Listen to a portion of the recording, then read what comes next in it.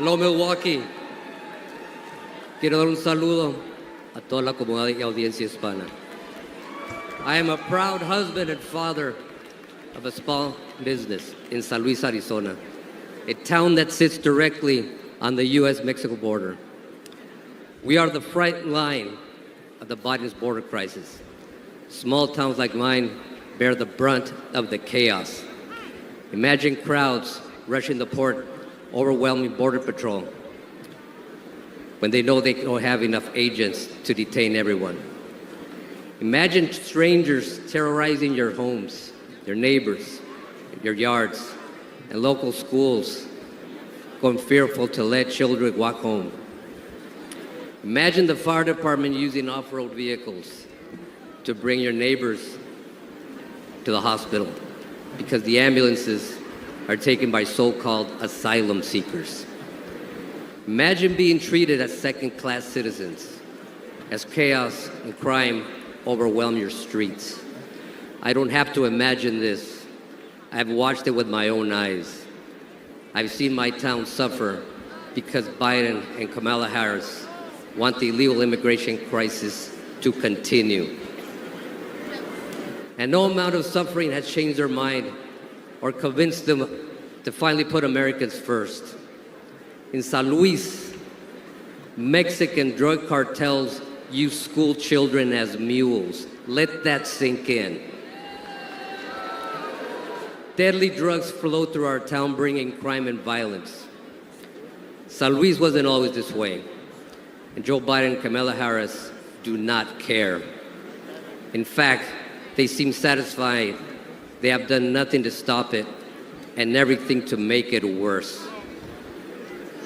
They have never set foot on my border town. 4 years ago, president who believed in borders, and we have a president who traveled all the way to San Luis. We had a president who cared, and we can have that president again. We must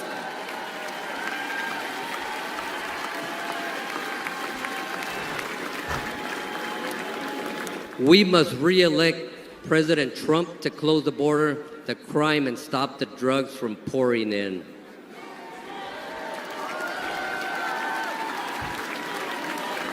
We must re-elect President Trump to imprison and deport violent gang members instead of coddling them, terrorize our nation. We must re-elect President Trump to put our citizens first and make America strong again.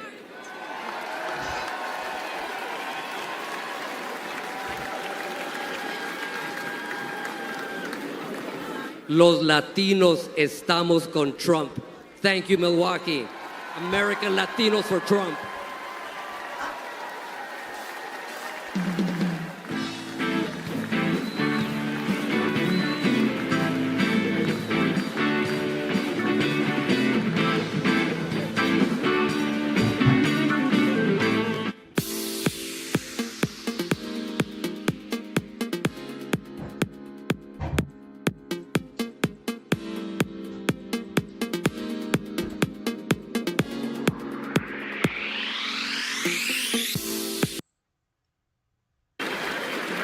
Every time Jim Lee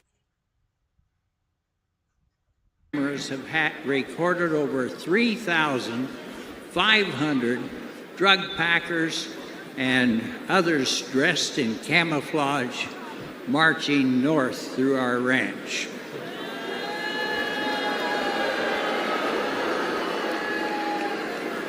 These are not asylum seekers. It looks like and it feels like an invasion because it is.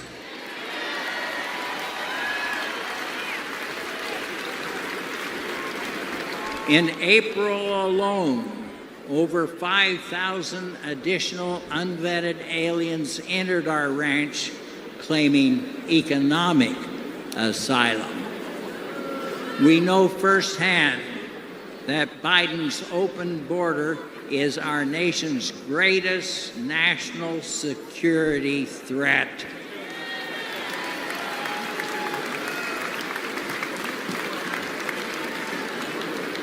We need to make America safe again.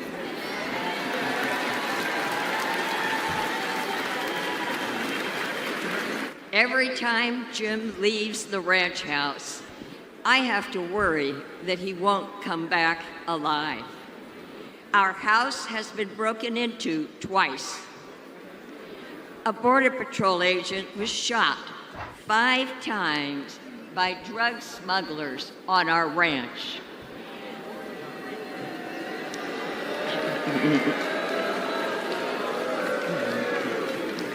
This year alone, 3 crossers died of dehydration on our ranch. The cartel drug smugglers are crossing our nation's border every day. They are bringing lethal drugs into our country. This is chemical warfare.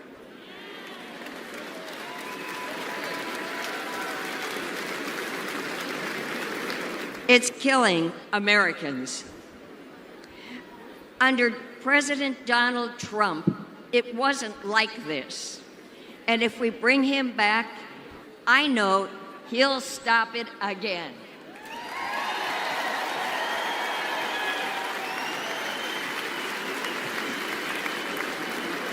Biden, Harris, and the Democrats who support open borders are complicit in this death, in the death of tens of thousands of American citizens. When Joe Biden took office, the Trump wall was nearly complete on our ranch. But Biden halted the construction and stopped the installation of all the planned electronics. Since then, crossing on our ranch has increased fivefold.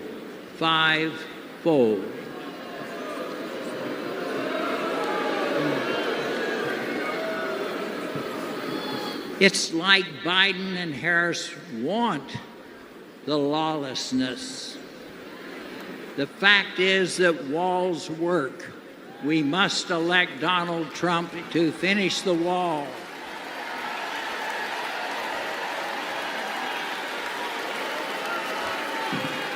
To stop the cartels.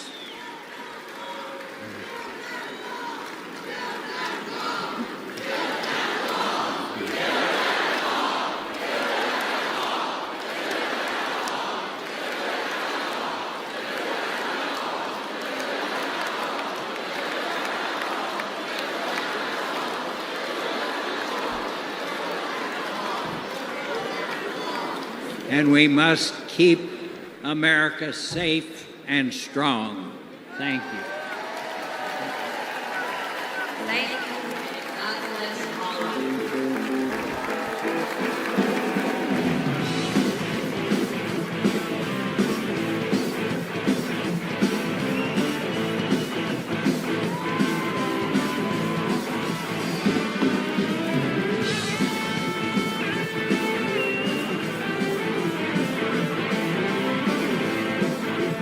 Commander-in-Chief, he always had his soldiers' backs, was always there to support them and their families. He kept his promise to keep them out of endless wars and to never forget about them after they served. America learned having a weak leader can tragically lead to American deaths, which is why America needs strength now more than ever. I'm Donald J. Trump, and I approve this message. Ladies and gentlemen, please welcome the Governor of Texas, Greg Abbott.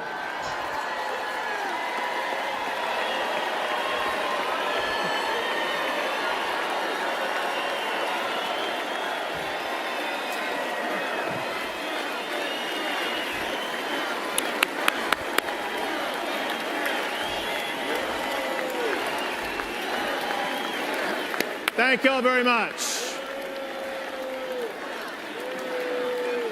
Thank y'all very much. Thank y'all very much.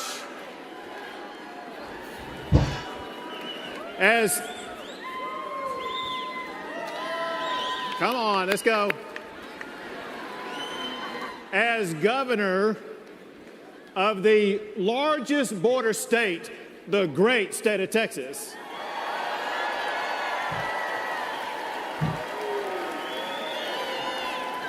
I can tell you, America needs a president who will secure our border. America needs Donald J. Trump.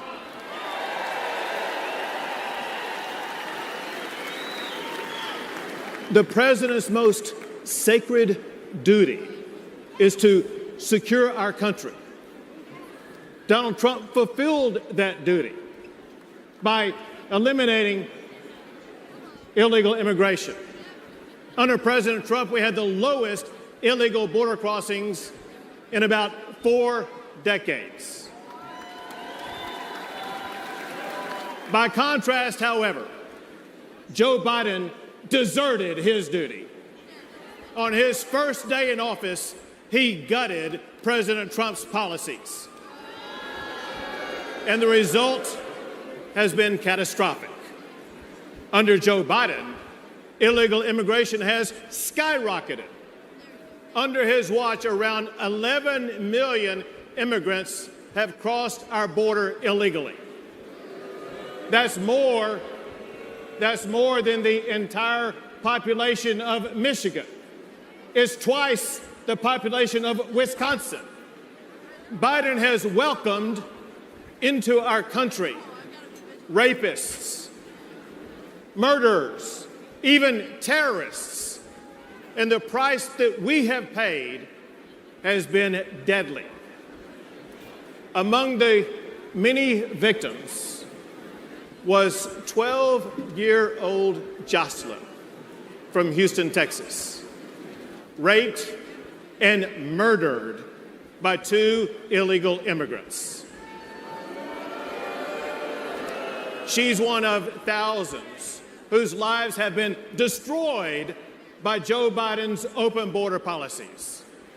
To make matters even worse, Biden is even fighting tooth and nail to stop Texas and other Republican states from securing our own borders. I deployed thousands of National Guard soldiers to build hundreds of miles of razor wire barriers. Give it up for our National Guard.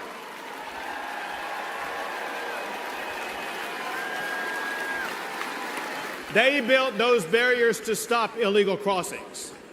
When Joe Biden ordered to cut that razor wire, I ordered the National Guard to triple the razor wire on the border.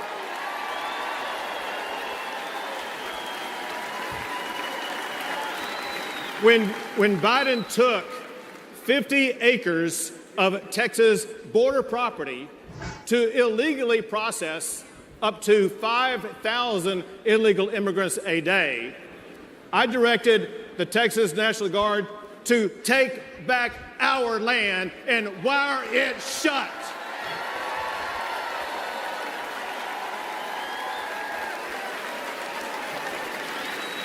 Now, there's no longer 5,000 people crossing the border like there was under Joe Biden. Now that the National Guard wired that shut, on average, there is 1 illegal immigrant crossing the border at that location a day. When Joe Biden and Kamala Harris refused to even come to Texas and to see the border crisis that they created, I took the border to them. I began busing illegal immigrants to Washington, D.C.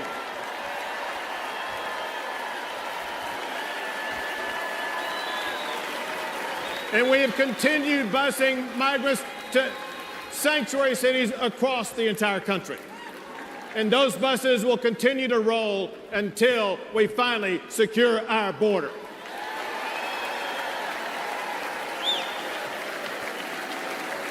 Fortunately, I see hope on the horizon, because on November the 5th, Joe Biden will be fired.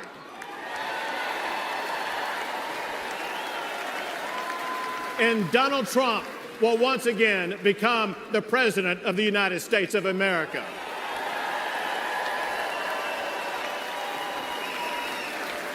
He will enforce the immigration laws.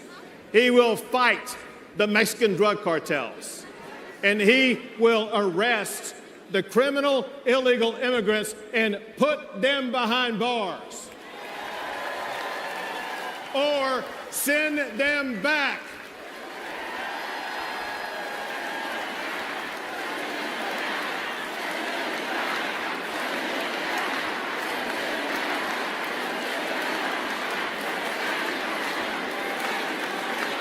It is time.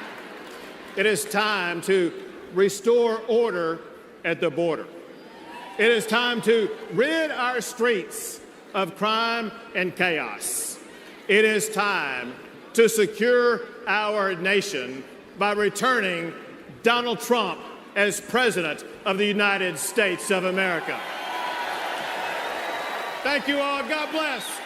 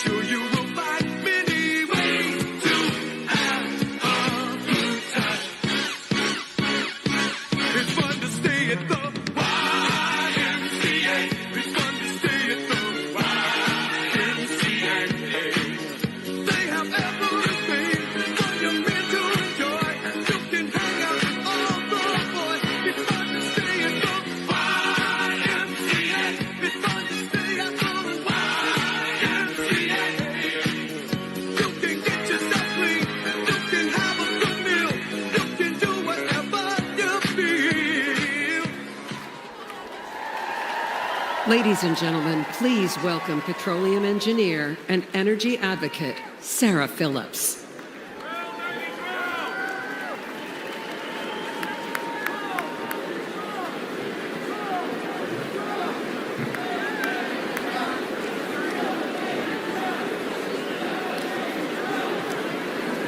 Good evening, Milwaukee.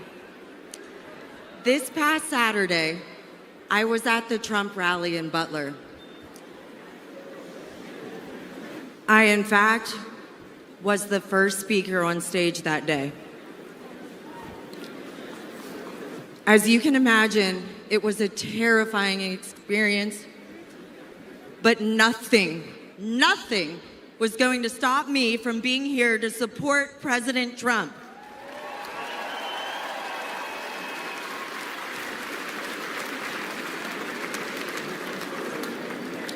Thank God President Trump is alive.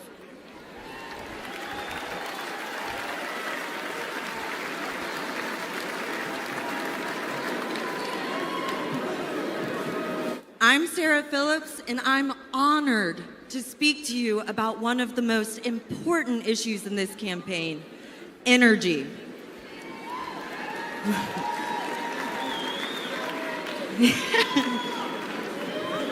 President Trump is high energy and supports energy. Biden is low energy and is against energy. The difference is significant for you and significant for our country.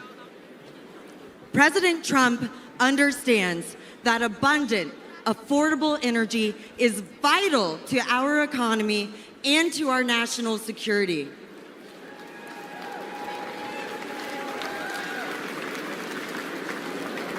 Meanwhile, President Biden is pushing the Green New scam.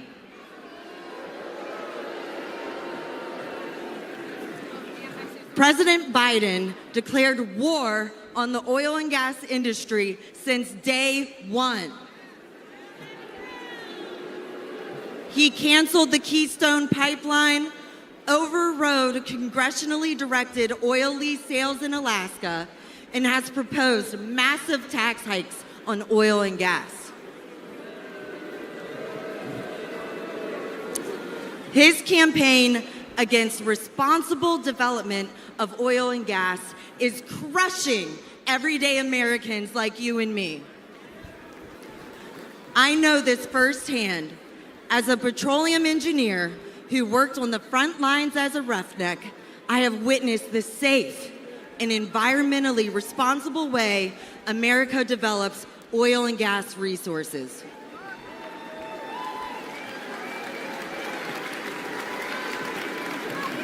And I have worked side by side with those in the field who I consider family and who are dedicated and hardworking. Their critical work is so critical for our country. The hydrocarbons that are being extracted are a true gift. From powering our cars and heating our homes to being a building block for fertilizer, plastic, and many other products, our society and our standard of living could not exist without fossil fuels. Texas. That is among the many reasons why we need to return Donald Trump to the White House.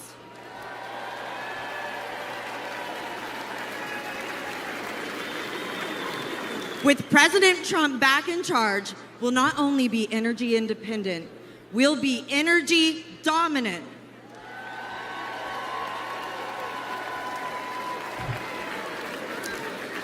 We'll create jobs, increase investment, and improve our national security. Under President Trump's leadership, America's great economic revival will be powered by American energy.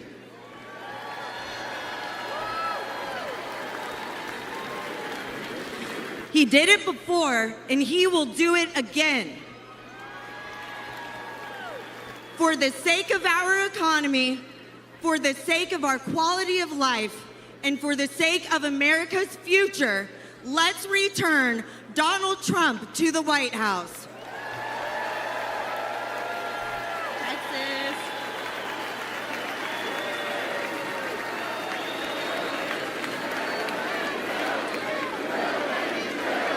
Drill, baby, drill. Drill, baby, drill. Drill, baby, drill. Drill, baby, drill. Yeah.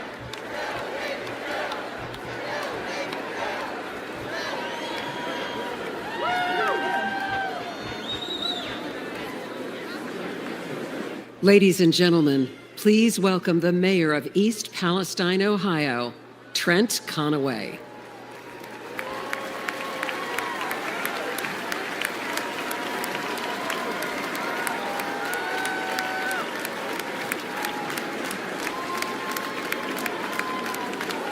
Good evening.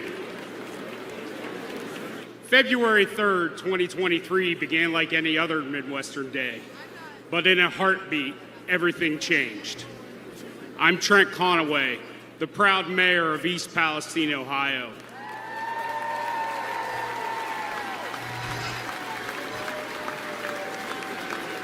When the train derailed, spewing flames and toxic chemicals to our town, faced a disaster unlike we'd ever seen. And in the chaos, we witnessed a clear contrast between leadership and incompetence. Our first responders didn't hesitate. They raced to the scene, they battled the flames, and evacuated our citizens. And for that, I want to thank every one of them tonight.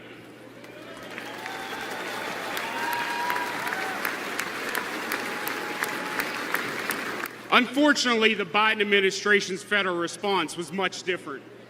And it consisted almost entirely of meetings and press events. They talked and talked, but they delivered little help. Then there was the clear difference between former President Trump and President Biden.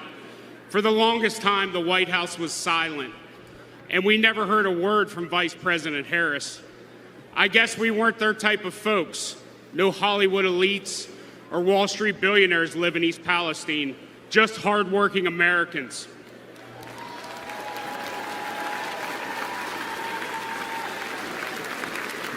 But Donald Trump cared.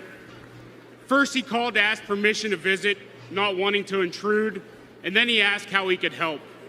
When he arrived with fresh pallets of drinking water, he met with everyone, from first responders to local officials and residents. He toured the derailment site. He listened to us, and he shared a meal with volunteers at a local McDonald's. His presence was genuine. His concern was real. After a year of criticism, President Biden finally did show up. His appearance was brief, forced, and scripted. He met with a select few and then left. We needed so much, and he delivered so little. I know a thing or two about train wrecks now, and let me tell you, that's what the Biden administration has been.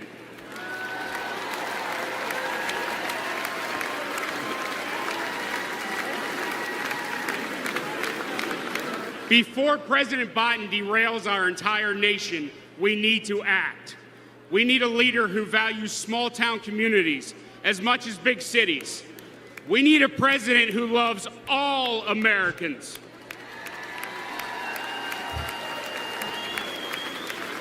We need Donald J. Trump. Thank you. Ladies and gentlemen, please welcome the Governor of North Dakota, Doug Burgum.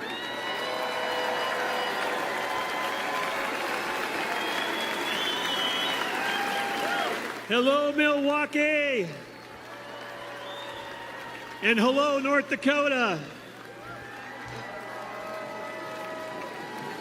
Feels good to be here. The last time I was in Milwaukee, in this building, standing behind a podium was for the debate, and I stood on one leg for 2 hours. You guys might remember I blew my Achilles the day before.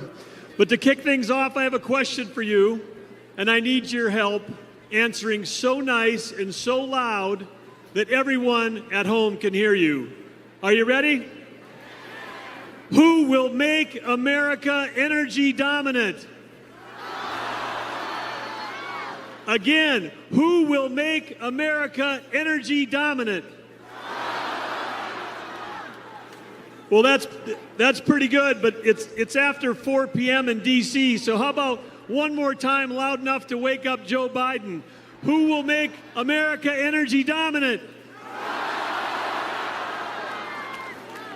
That's right, because when President Trump unleashes American energy, we unleash American prosperity, and we ensure our national security.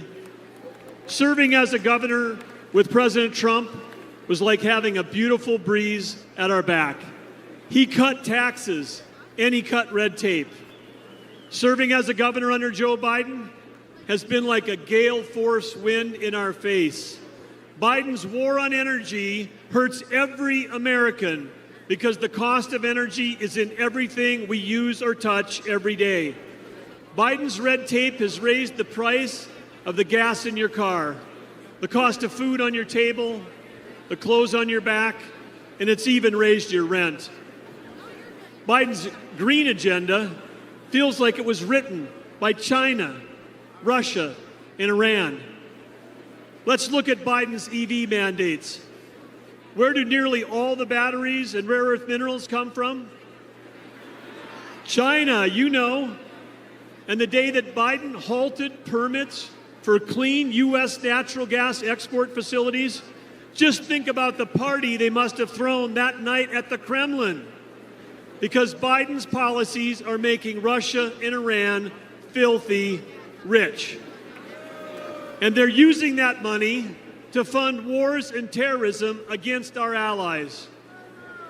At home, Biden is acting like a dictator. He's using mandates to shut down reliable baseload electricity. That's why your electric bills have soared upwards as our nation's electric grid reliability spirals downward. 4 more years of Joe will usher an era of Biden brownouts and blackouts. Imagine no electricity for your fridge, your lights, or air conditioning. President Trump will ensure that there is power for you, and importantly, that we have the power as the United States to beat China in the AI arms race.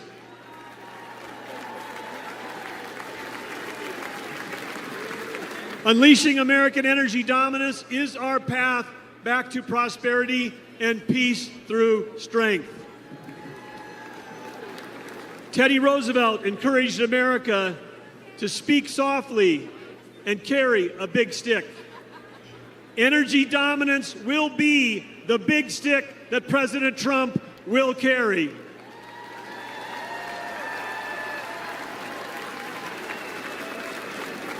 Yes, President Trump will make sure that America is selling energy to our allies versus buying it from our adversaries.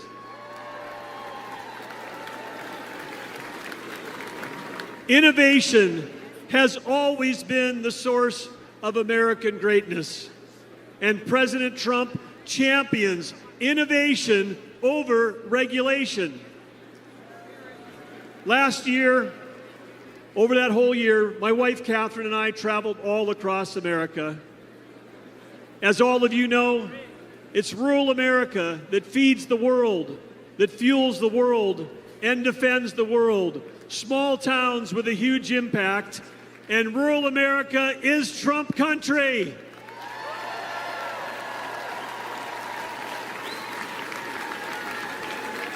In North Dakota, we know one thing for sure because we've seen him do it, and that's that the hardest working president in American history is Donald J. Trump.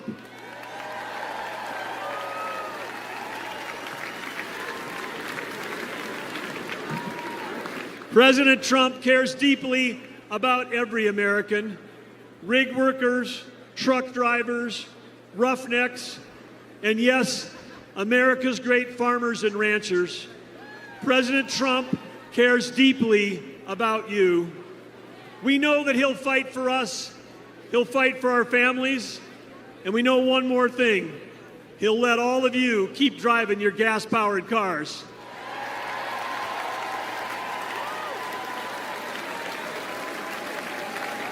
When President Trump unleashes energy dominance, he will make America affordable again. He will make America strong again. And when President Donald J. Trump and J.D. Vance together, they will make America great again.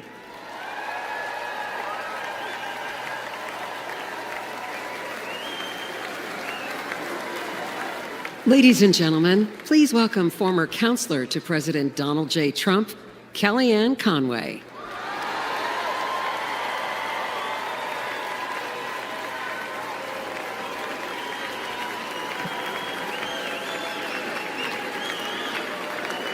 Good evening, Patriots. 8 years ago, Donald Trump shocked the system and defied the doubters to become the 45th President of the United States.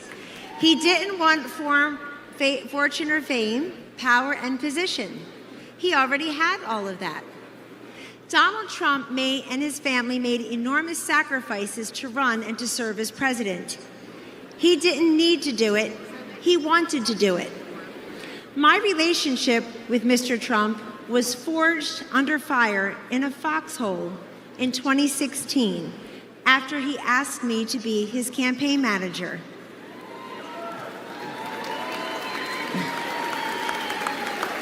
We had no idea that he was making history as the first successful presidential nominee ever to tap a woman to lead a campaign.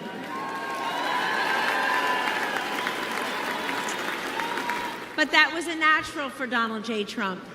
He had elevated women in New York real estate decades before when few people would. One morning, I was in an early senior staff meeting in the White House, and as I glanced around the table, something caught my eye. In that meeting were Sarah Huckabee Sanders, Mercedes Schlapp, Brooke Rollins, Ivanka Trump, and me. I soon realized that among us, we have 19 children. At the time, ages 2 through 16.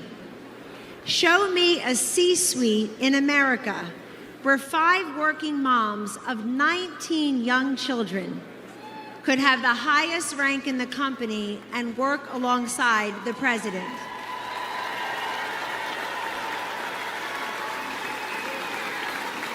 In the Trump White House, we lived it. Sure, he saw something in me and the other working moms that perhaps we did not see in ourselves.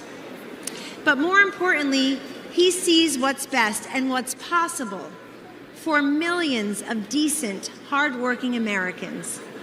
Now, 8 years later, he and his family have made the sacrifice again for him to run and serve as president.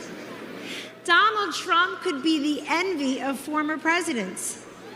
He's a billionaire who could play golf every day at his own golf courses.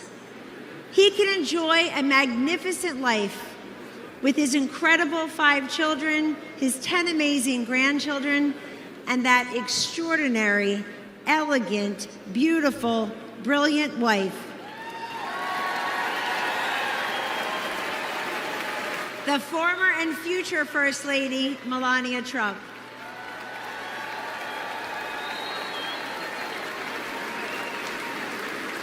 He does not need to do this, but we need him to do this. How often do we hear, "I want Trump's policies without Trump's personality"? Well, good luck with that. We don't get those policies without that personality.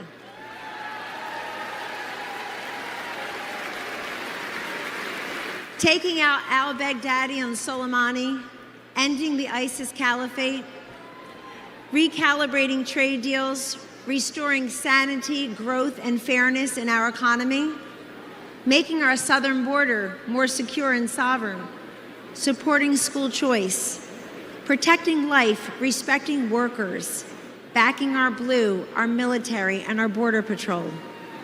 You get that through strength and toughness. Weakness emboldens our adversaries, enables failure, and empowers evil. The answer to weakness is strength. The antidote to division is unity. And the alternative to failure and incompetence, to Joe Biden and Kamala Harris, is to send them packing and send Donald Trump and J.D. Vance to the White House.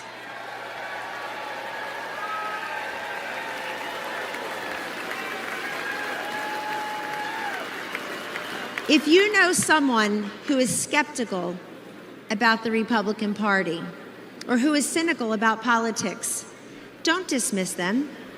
Talk to them. We win through addition, not division. In Donald Trump's Republican Party, everyone is welcome. Yes. We have been called deplorable, irredeemable, MAGA extremists, and worse. But Donald Trump sees you for who you are. You love your God, you love your family, and you love your country. In 2024, there should be no more hidden, undercover Trump voters.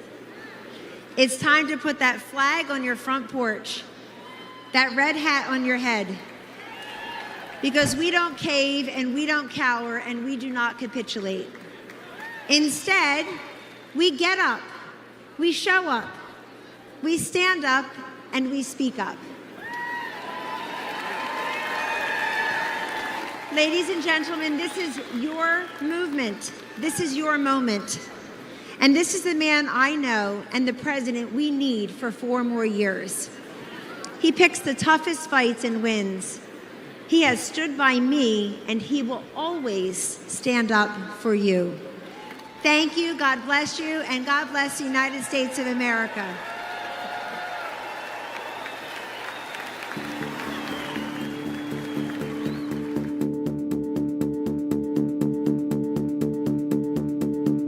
would describe Joe Biden as an absolutely horrible commander-in-chief and a danger to every single person wearing the uniform. We don't have that sense of leadership. We don't have that sense of trust. I think it's absolutely unforgivable that a commander-in-chief would leave people behind. The military has been unfortunately demoralized. You've seen the enrollment drop precipitously under this administration. They don't feel like they have a leader, somebody that they can follow. I do believe this country is less secure with Joe Biden as president. We're absolutely 100% weaker with Joe Biden as our president. We are far less secure today under Joe Biden's watch than we've probably ever been. Our enemies see Joe Biden as a weak president. Our enemies have taken full advantage of Joe Biden's weakness as commander-in-chief. The weakness of President Biden has strengthened our enemies. All you have to do is take a look at the border. Even in America, we're scared. It's not safe to walk our streets here in the United States of America because of President Biden. I served under every president from Ronald Reagan when I first enlisted all the way through Joe Biden. And by far, Donald Trump was the most respected and best commander-in-chief that we had. Donald Trump is a strong leader. He cared about the troops. He showed in his actions that he put us first. I have the utmost confidence in President Trump as our commander-in-chief.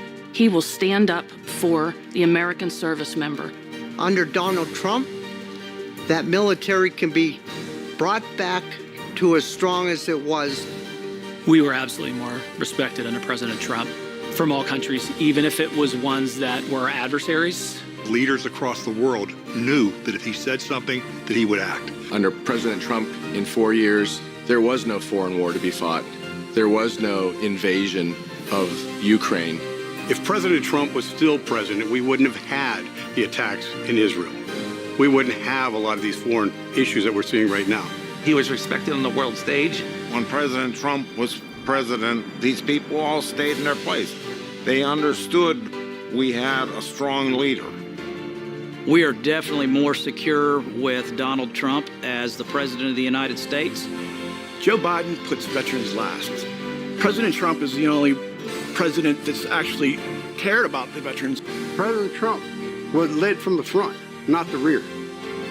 I'm a proud Democrat, but I'm more proud to say that I'm a veteran, and I do wish that all Democrats, all people would vote for President Trump. President Donald J. Trump has been the best commander-in-chief for the men and women in the uniform in the last 20 years. Ladies and gentlemen, please welcome Congresswoman Anna Paulina Luna of Florida.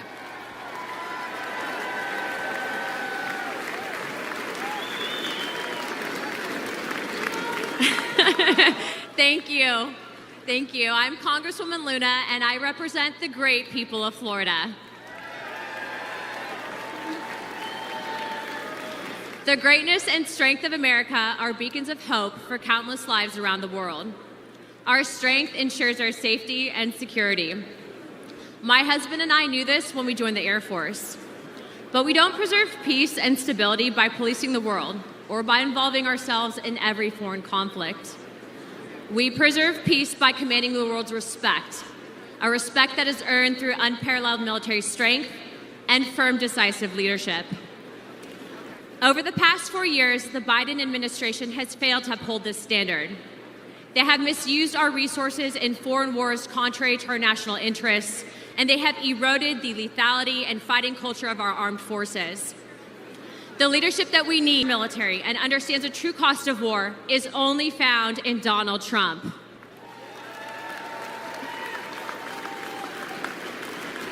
He will make America strong again. He will fight for the American warfighter, the American people, and America's interests. Hawks and globalist elites do not sway President Trump. He knows the cost of military action like I do. My husband was shot in combat by terrorists and continued to deploy in the fight against America's enemies. I know the fear and anguish of waiting for news about a loved one in harm's way and the pain of losing friends in combat. President Trump knows what it means to put your life on the line. Our service members and their families make immense sacrifices, and they deserve a president who respects that sacrifice and who would lay down his own life in defense of this great nation.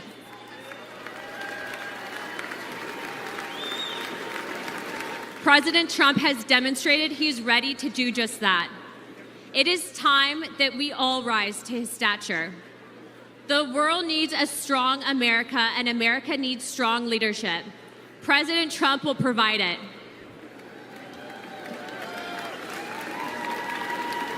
Regardless of race, gender, color, or creed, I urge you to vote for Donald Trump and J.D. Vance on November 5th.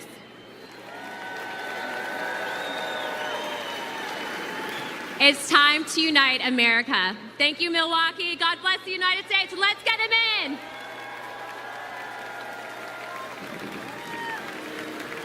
It was Christmas Day. We boarded Air Force One in complete and total darkness, in the pitch black of night.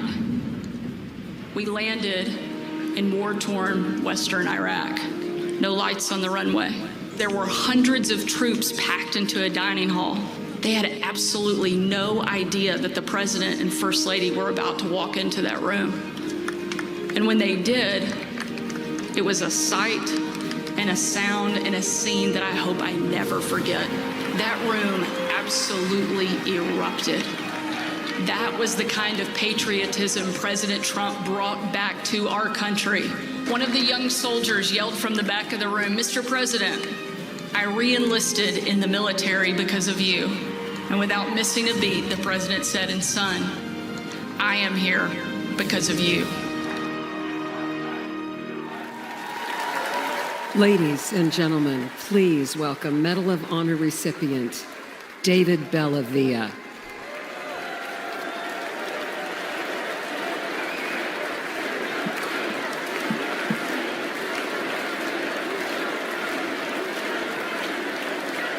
Thank you. In 2019, President Donald Trump awarded me the Medal of Honor for my service in Fallujah during the Iraq War. Thank you.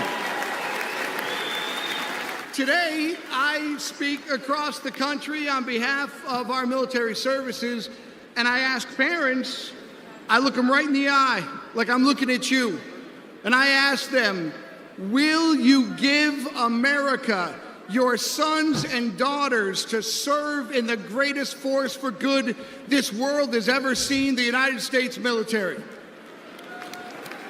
I tell them what I learned when I was in combat. Your sons and daughters will be loved. They'll be our family. And that bond, that commitment is for a lifetime. Their response? Well, it's changed in the last couple of years. Now they say, what about the 13 heroes we lost at Abbey Gate in Afghanistan? Now they say, what about the desperate civilians falling off the transport airplanes? Now they ask, what about the American citizens we left behind for the enemy? They say to me, under Biden-Harris, we don't believe you. They no longer see their sacrifice as worthwhile, that their service makes us all better off. Are you better off than you were 4 years ago? I'll tell you what, we're all going to answer that question in November. Here's something for you. Let's ask it the other way around. Let's ask, are our enemies better off than they were 4 years ago? Iran and its proxies, Hezbollah, Hamas, the Houthis, China, Russia. Well, Iran is richer. Russia is bigger. And China is stronger. And their unchecked aggression proves that the answer is a resounding yes. The Biden-Harris foreign policy undermines American security, and watching their administration lose the gains President Donald Trump made overseas not only destroys our morale, it empowers our enemies abroad. Under their watch, a record number of American embassies have been forced to evacuate.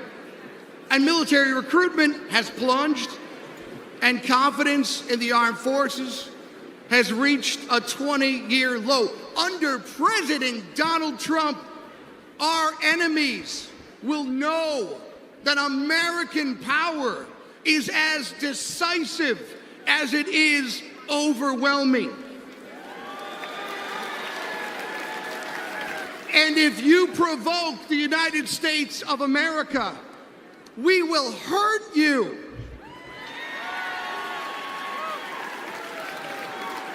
And if you threaten citizens of the United States of America, we will hurt you for generations to come, so help me God.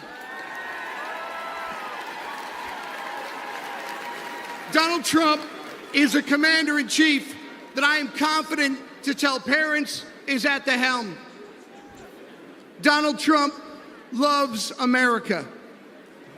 He too has bled for the nation that he loves. May God bless America. May God bless our Gold Star families. Thank you for what you've given this country. And may God keep President Donald Trump safe and in his hands. May God make America strong. May God make America great again. Join me in voting for Commander-in-Chief Donald J. Trump for President of the United States. Thank you very much.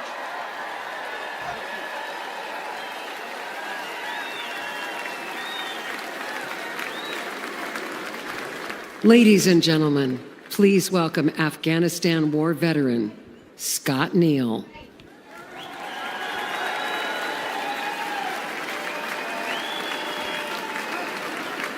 Thank you. Look at all these great Americans here. Well, good evening, my fellow Americans. My name is Scotty Neal, and I'm a proud United States Army Green Beret veteran. Thank you. And the most important part is I'm a proud veteran entrepreneur. Almost 23 years ago, Al-Qaeda declared war on America September 11th, 2001. Weeks later, Green Berets from the 5th Special Forces Group became the first Americans in uniform to deploy to Afghanistan, and I was one of them. Thank you. Deep in enemy territory, some of us rode on horses. Some of us went further behind the lines to track down the terrorists who killed our fellow Americans. Today they call us the horse soldiers. Thank you. For the next 17 years, we were on the forefront of this country in Iraq, in Africa. Again and again, we deployed for our fellow Americans. Some of us sacrificed our bodies. Some of us sacrificed our lives for the American people. And for me, America was worth it. Thank you. Thank you. Now, after leaving the military, I wanted to live the American dream I had been defending. And I wanted to start a business with my friends that I served with. Today, my company's known as American Freedom Distillery, and we make Horse Soldier bourbon.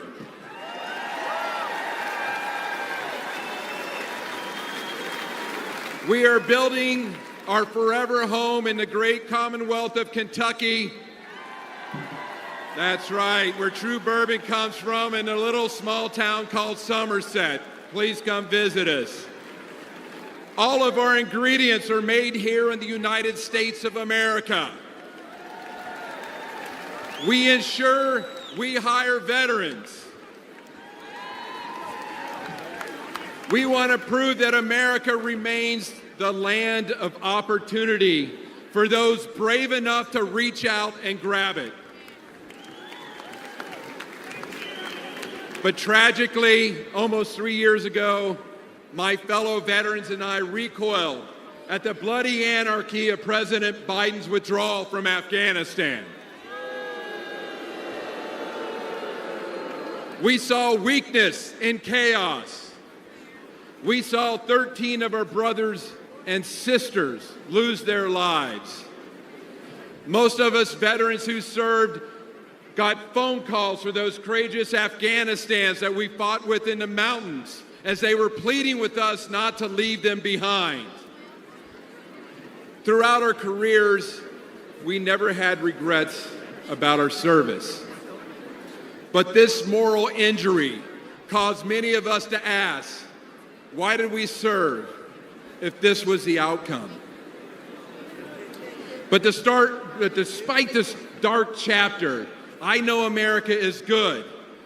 We're still the shiny city on the hill that everybody wants to come to. But we need a president with a record of making our country better and not worse. And that's why I'm voting for Donald Trump. Exactly.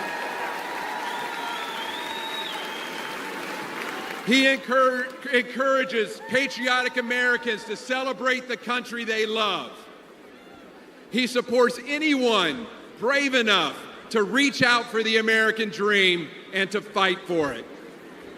And he's the only candidate in this race who embodies the American determination and decisiveness.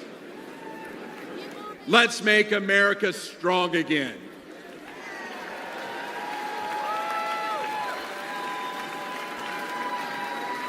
Let's vote for Donald Trump. Thank you. The oppresso liber. God bless America.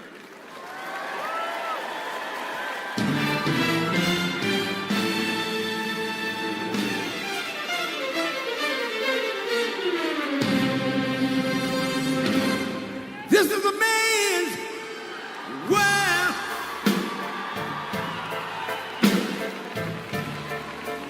This is a man's world.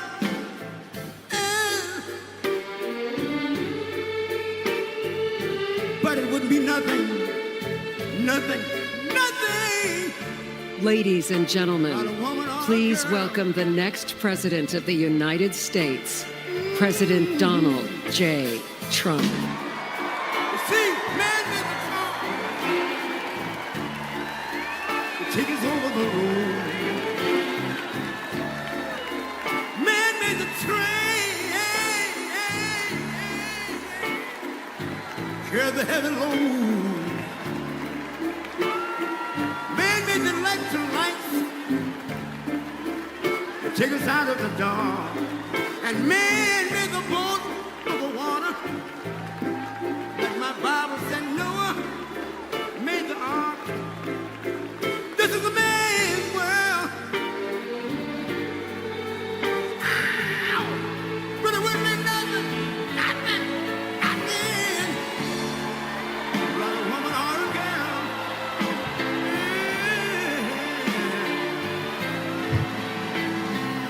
L'uomo rincorre il potere, ma lui non sa. E il grande inizia ad essere come si porta.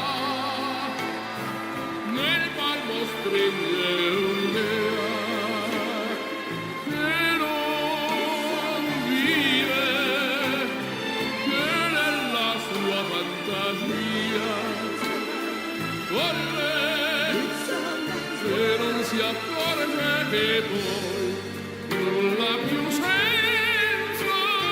te, si vive solo per sé.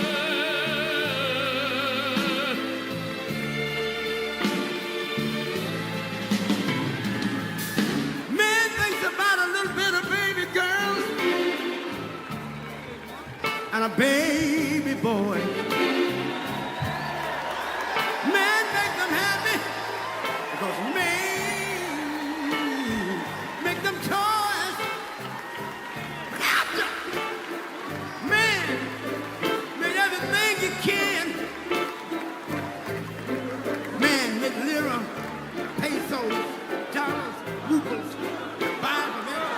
Ladies and gentlemen, please welcome Kimberly Guilfoyle.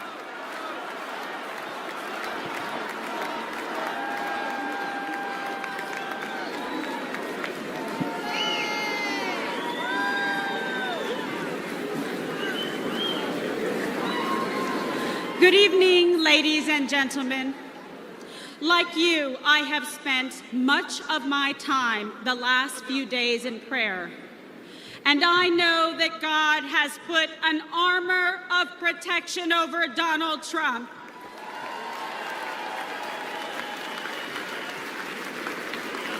We are all reminded that love for our nation and the beauty of life itself transcends all hatred and political divisions.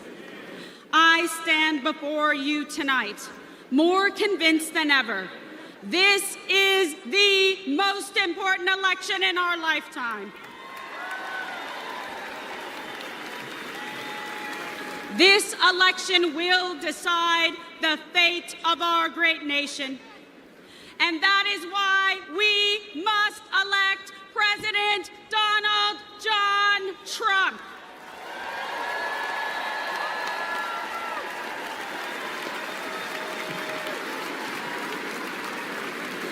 This is not just a choice between Republicans and Democrats. This is a choice between safety or chaos, wealth or poverty, national sovereignty or open borders. This election is a choice between Joe Biden's vision for American weakness and Donald Trump's vision of American greatness.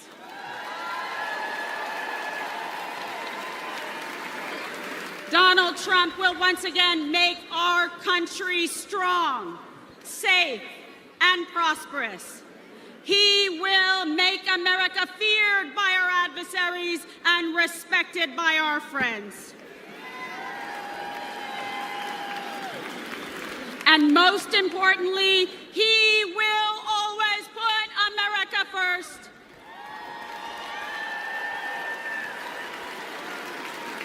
After 4 years of Joe Biden's disastrous America Last agenda, our country is more dangerous, vulnerable, and impoverished than anyone had thought possible. President Trump handed Biden a booming economy and a strong nation. All Joe had to do was leave it alone and take a nap.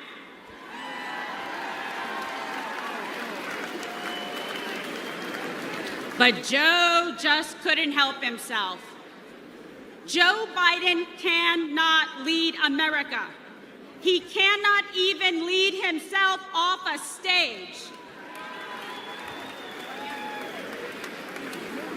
Now Americans are drowning in inflation. Insanity spreads like a cancer in our schools. We are closer to World War III than any time in my life. And we are facing an unprecedented invasion of millions of illegal aliens across our southern border. Rioters and looters go free, while Biden and the Democrats persecute American heroes like Donald Trump.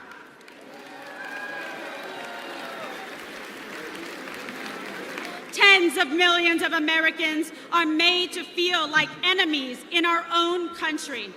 An enemy for wanting to defend our border, for not wanting our children indoctrinated in school, for not wanting to erase our history, for praying to our God, saying what we think, and fighting for what we believe. It is no wonder that the heroes who stormed the beaches of Normandy and faced down communism sadly say they don't recognize our country anymore. This is not an accident. The powerful elites in the swamp will say anything to crush and destroy the America First movement. But we will never give up, and neither will Donald J. Trump.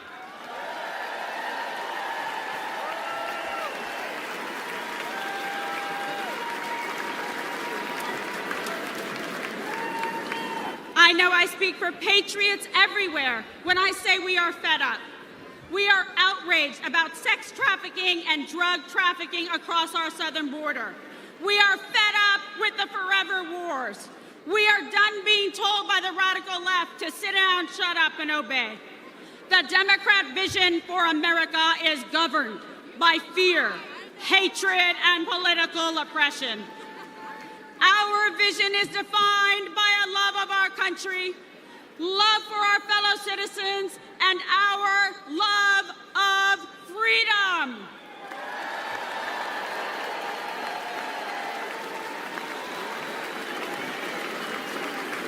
In our vision, we will secure the southern border and deport the violent criminal aliens once and for all.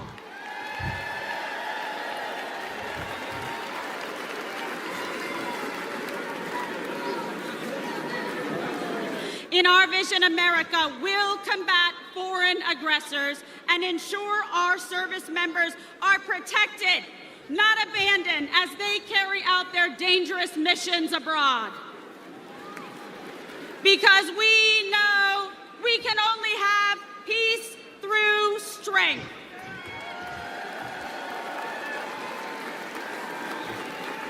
We will restore an era of national pride where freedom of speech is respected and cancel culture is ended.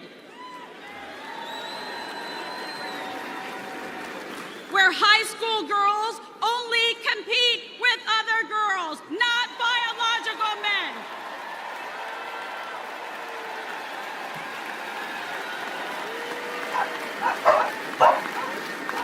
Where struggling cities never put criminal illegal aliens above our heroic veterans and brave law enforcement. Where our streets are not ruled by gangs and rioters, but governed by law and order. Where students are freed from failing schools and corrupt teachers' unions through universal school choice.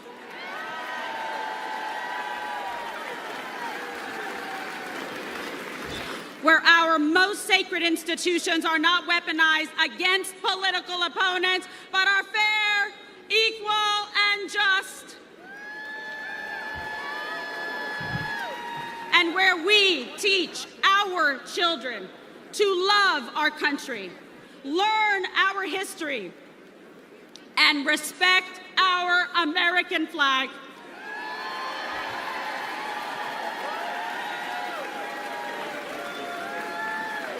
I believe in America. I believe in our freedom and liberty. And I believe in Donald John Trump.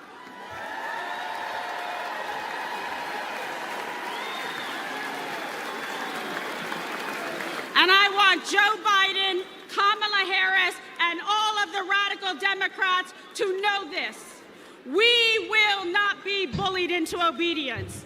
We will not cower in silence. We will fight for America because we love America.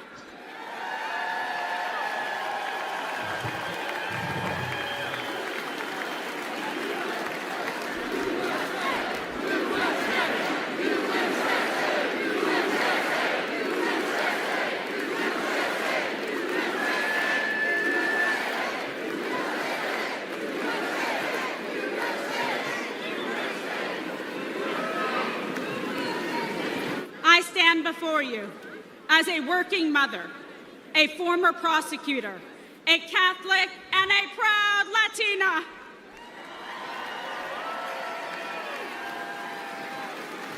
I know personally what every American has now seen with their own eyes. I know the measure of the man that stands before us. Donald Trump will never stop fighting for you.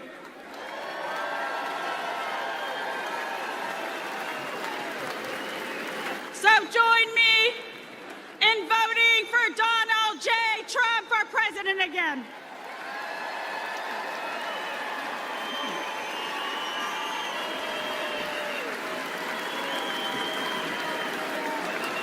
Victory is in our sights. America's future is in our hands. America's destiny is in our control. and America's prosperity is in our hearts and souls. America, this is your moment. Will you stand for President Trump? Rise up! Rise up! Ladies and gentlemen, lovers of liberty and freedom and the American dream, this is our last chance to make America great again. God bless you. God bless President Trump, and may God bless America.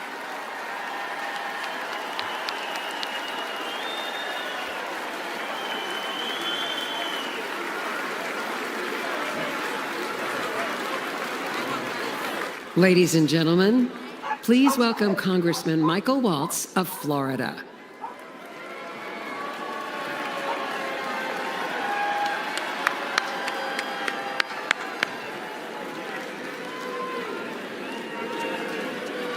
I am so honored.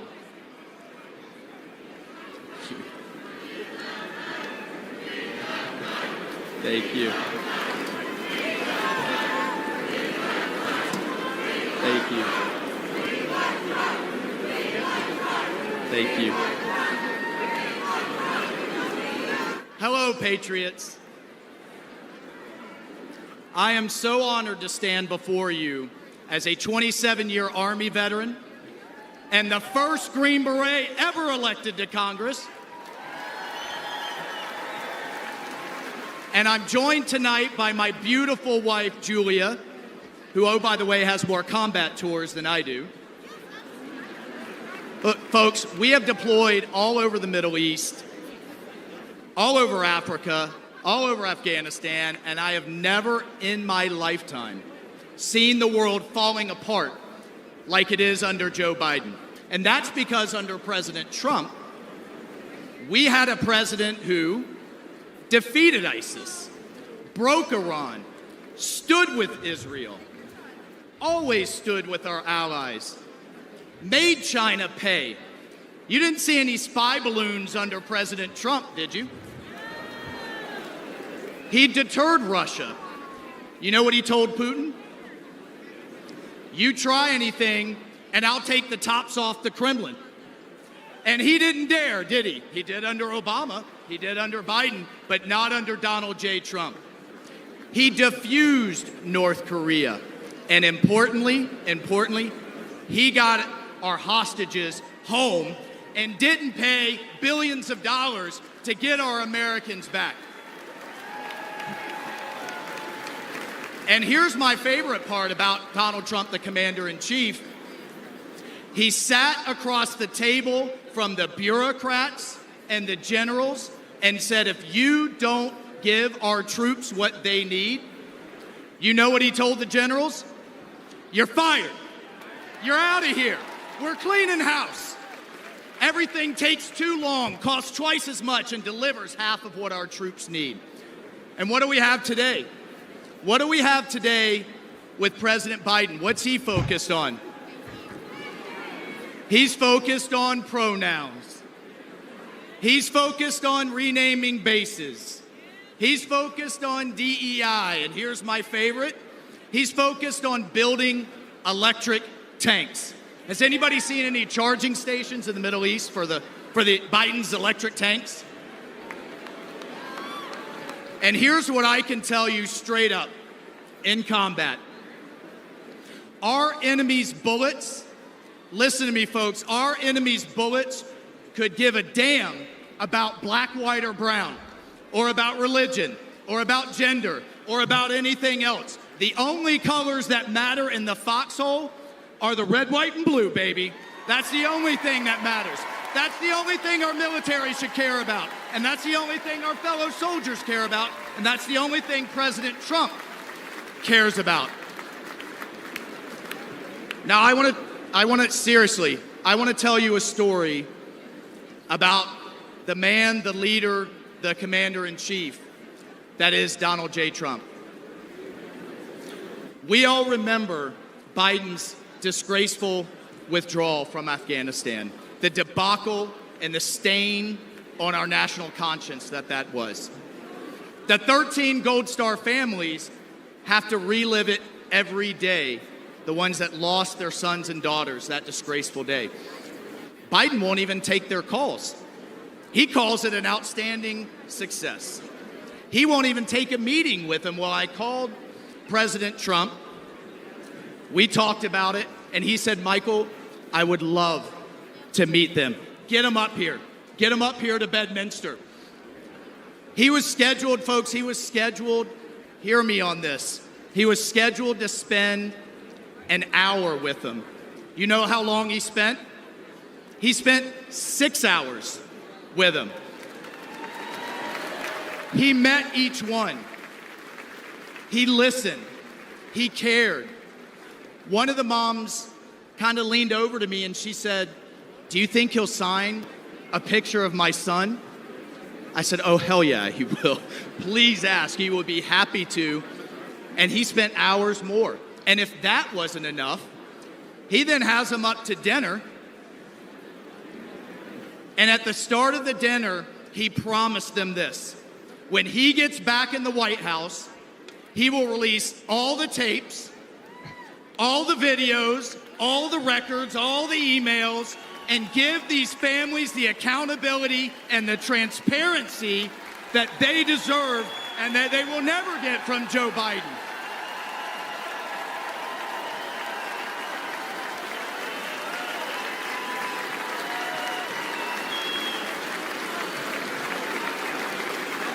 And then God bless this man. This is why I love this man so much. He had them laughing. He had these moms that have been through so much crying.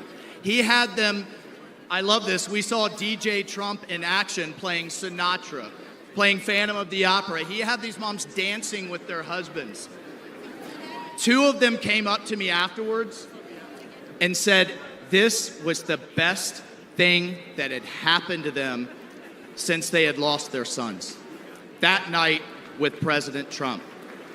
Mr. President,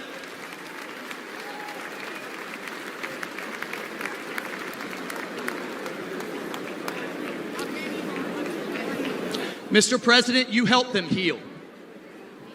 And I will forever, and they will be forever, and America will forever be grateful to you for that.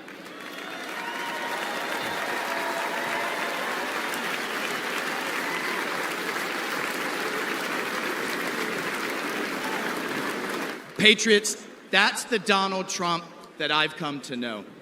That's the Donald Trump and the Commander-in-Chief we all know. That's the Donald Trump the media never wants you to see. That is the Donald Trump we must have as Commander-in-Chief back in the White House this November. We need it, the country needs it, the world needs it, because we will once again have peace through America's strength. God bless you. I salute you. Let's go fight, fight, fight, and let's win.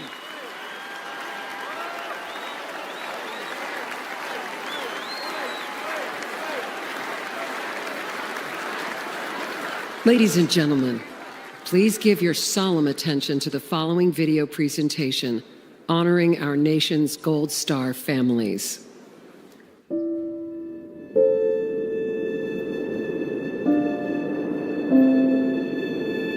I'm Jim McCollum. I'm the father of Marine Lance Corporal Riley James McCollum, and I'm here to speak for him. My name's Alicia Lopez. I'm Herman Lopez, and we're the parents of our son, Hunter Lopez, a U.S. Marine stationed in Camp Pendleton, San Diego, California, who passed away on August 26, 2021 in Kabul, Afghanistan. My name is Abby Sanchez, and I am the voice for my brother, Corporal Humberto Sanchez. My name is Coro Briseno, and I am Corporal Humberto Sanchez's mother. My name is Stephen Nakui. I'm here for my son, Kareem Nakui. I'm here today to give my son a voice. My name is Cheryl Jules. I am Sergeant Nicole G's aunt. She was a U.S. Marine that was killed in the Kabul, Afghanistan withdrawal. My name's Christy Shamblin, and I'm here for Sergeant Nicole G. United States Marine who was killed in the Afghanistan exit. My name is Kelly Barnett. I'm here to give a voice to my son, my best friend, Staff Sergeant Taylor Hoover. And my name's Darren Hoover, and I'm here to give voice as well for our son, Staff Sergeant Taylor Hoover. When we started hearing that the Taliban was moving in, that there wasn't more military being deployed, and that they had decided that the Taliban was our security, that was when I became terrified. They were just kind of left there, hung out to dry. Breaking news for you from Afghanistan, where there are significant casualties, including some Americans from a I was at work attack outside the country. and heard about it. Instantly had that just chill go through me, and I started sending messages. I'm talking to people. I'm calling his girlfriend. I'm saying, well, have you heard from him? Calling his sisters. Have you heard from him? You know, we're texting. We're saying, please, just send us a text. Just whatever. Just let us know that you're okay. When all the explosions went off, I had messaged her and I said, hey, you know, I know you can't say anything, but, you know, just an emoji, just a bubble.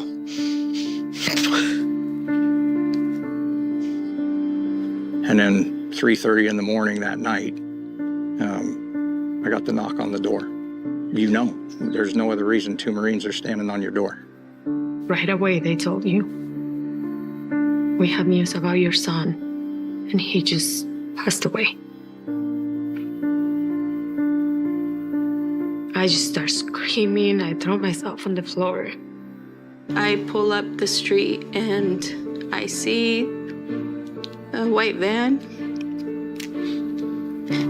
And once I saw them, I knew.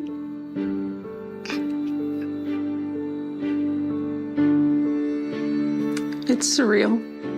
Seeing all those flag-draped coffins in the back of a C-17 is something you'll never forget.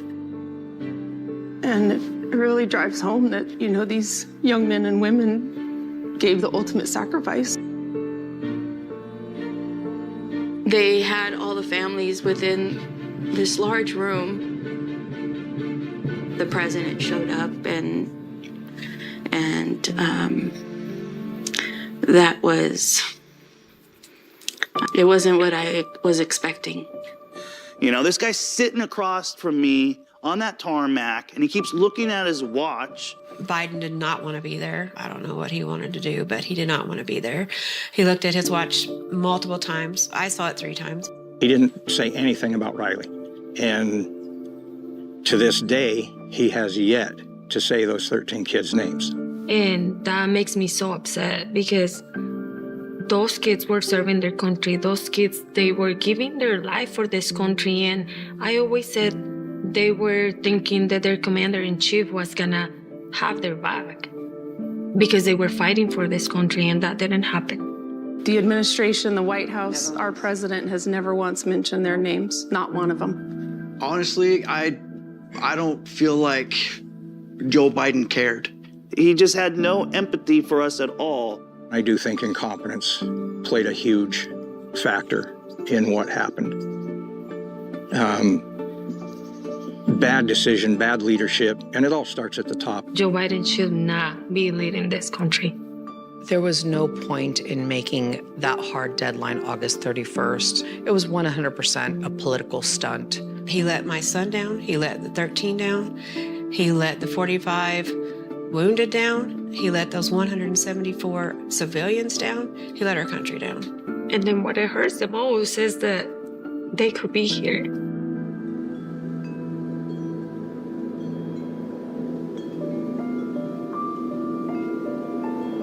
We fully understand we can't bring back our kids, but there are thousands and thousands more out there that are going to come home the same way if something doesn't change. We're the United States of America. We can do better by our men and women that are risking their lives for this country. We can do better for them than that.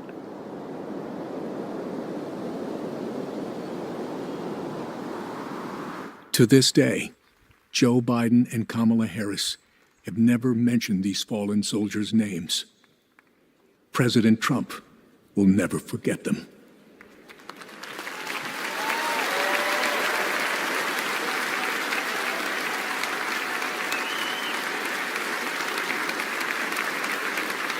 Ladies and gentlemen, please welcome to the stage the Gold Star families of our fallen heroes.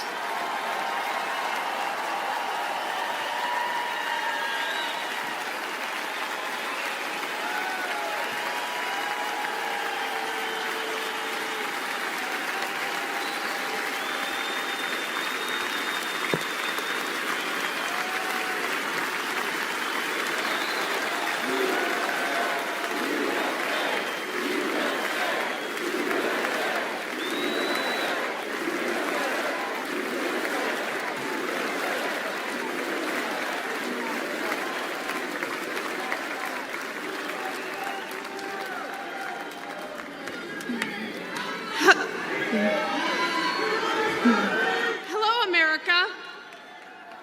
I'm Christy Shamblin. My daughter-in-law, Sergeant Nicole Leanne G.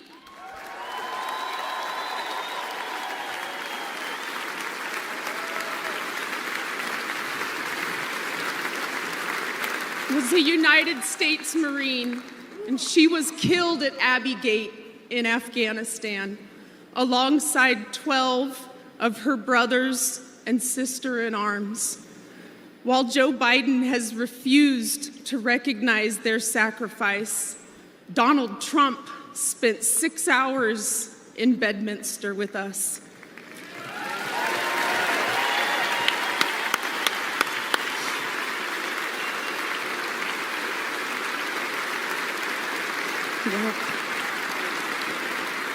He allowed us to grieve. He allowed us to remember our heroes. Donald Trump knew all of our children's names. He knew their stories, and he spoke to us in a way that made us feel understood, like he knew our kids. Donald Trump carried the weight for a few hours with me.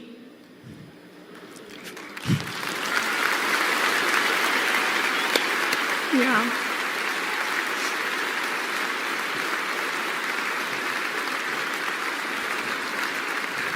And for the first time since Nicole's death, I felt I wasn't alone in my grief.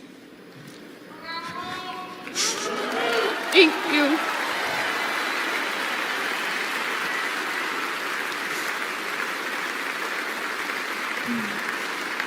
I had expected to meet an arrogant politician. Instead, I met a man who had empathy for us. He was compassionate, and he spent time with us because he knew it would make us feel better. Thank you, President Trump.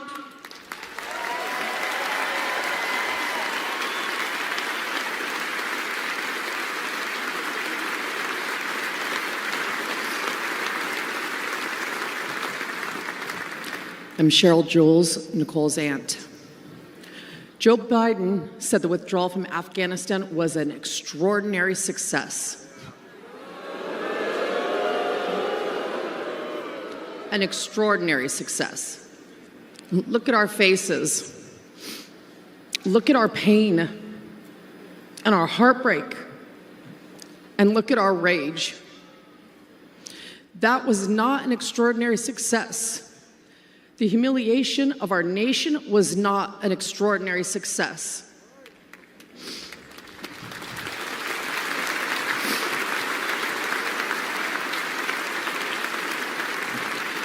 Joe Biden may have forgotten that our children died, but we have not forgotten. Donald Trump has not forgotten.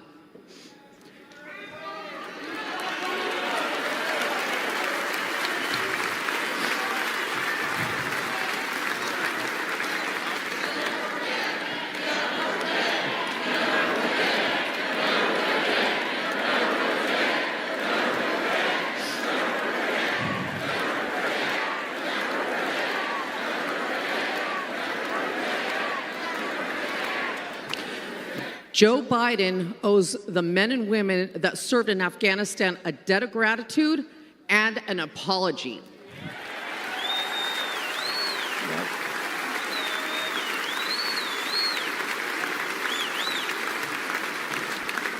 Donald Trump loves this country and will never forget the sacrifice and bravery of our service members. Join us in putting him back in the White House.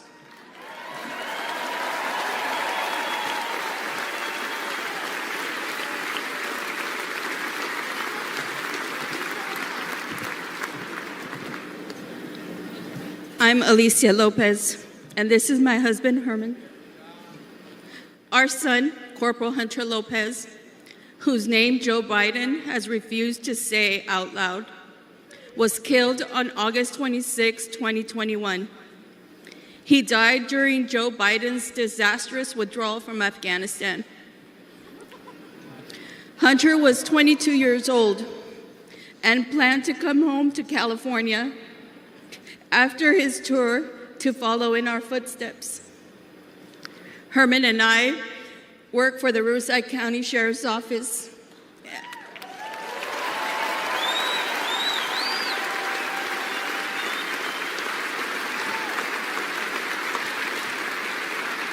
And our family has a tradition of service in law enforcement.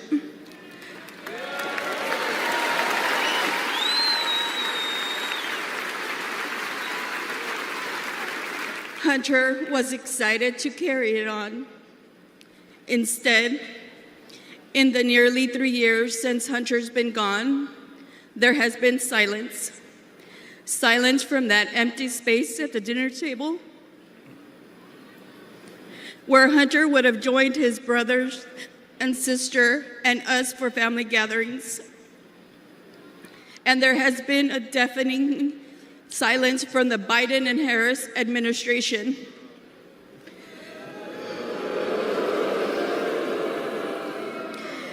Despite our pleas for answers and accountability, they have pushed us away and tried to silence us. The Biden administration has not owned up to the bad decisions. They have not been transparent about their failures. And their so-called leaders work to protect themselves rather than our sons and daughters who took the oath to defend our country.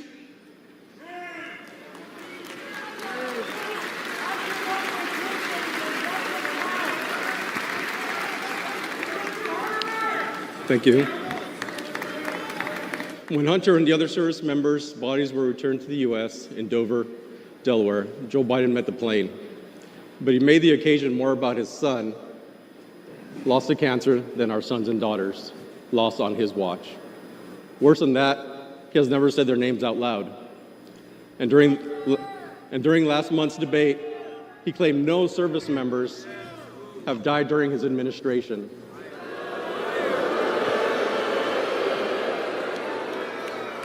None. That hurt us all deeply. So Alicia and I are here to say the names of all 13 service members who lost their lives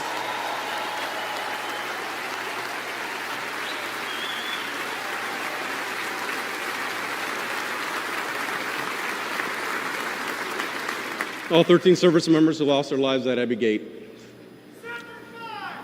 David Espinoza.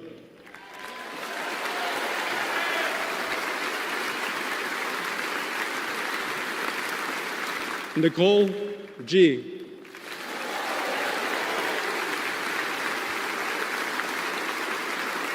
Taylor Hoover.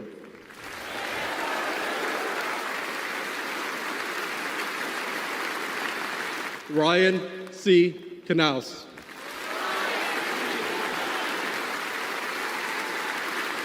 Riley McCollum.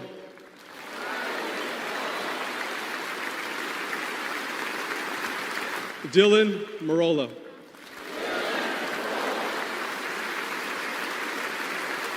Kareem Nakui. Dagan Page.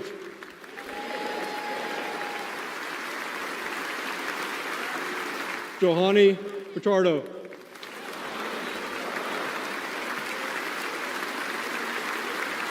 Humberto Sanchez.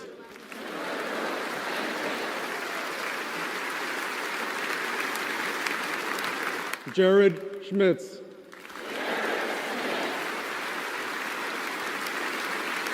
Maxon Soviak.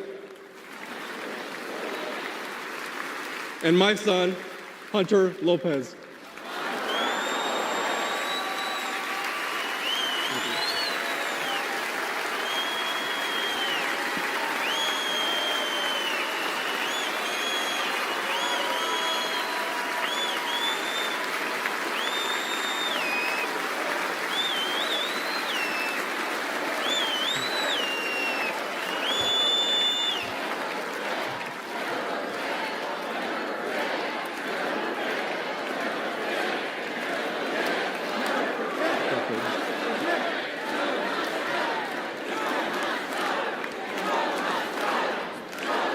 Joe Biden has to go. He failed the American people.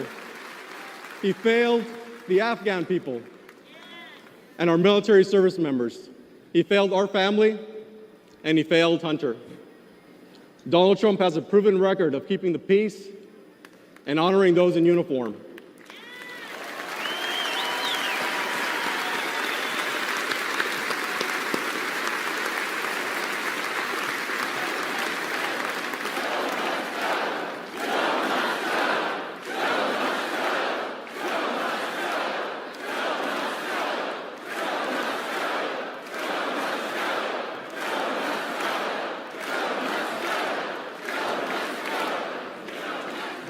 All of us on this stage recognize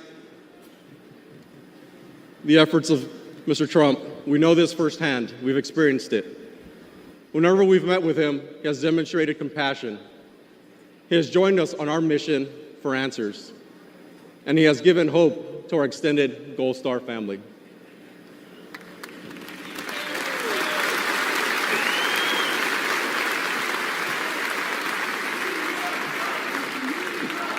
Now, we have another son serving in the Army.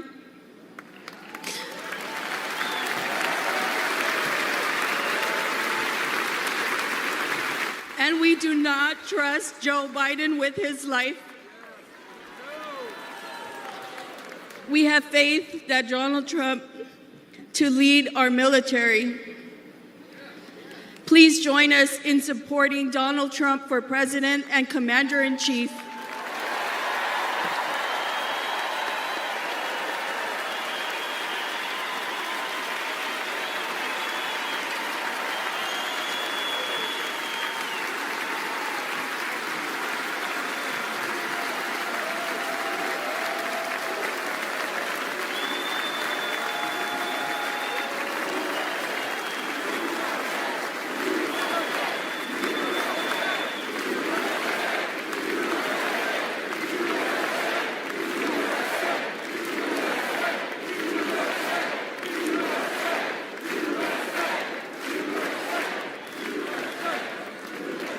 While campuses struggle to get control of their students, at UNC Chapel Hill, they are bringing order back. Students restoring the American flag and singing the national anthem.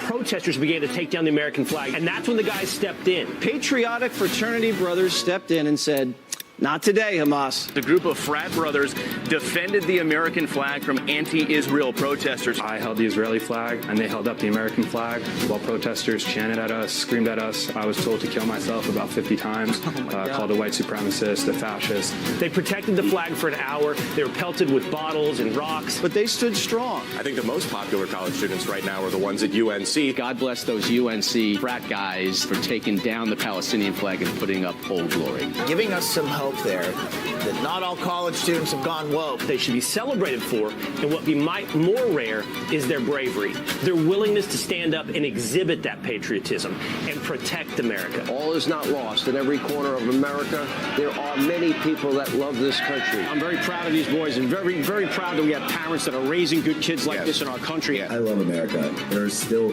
patriots in this country that actually want to fight and would, sacrifice themselves for this flag, this country. It's good to know that there's some patriotic young men out there supporting the flag still out there. Don't bend the knee to these people.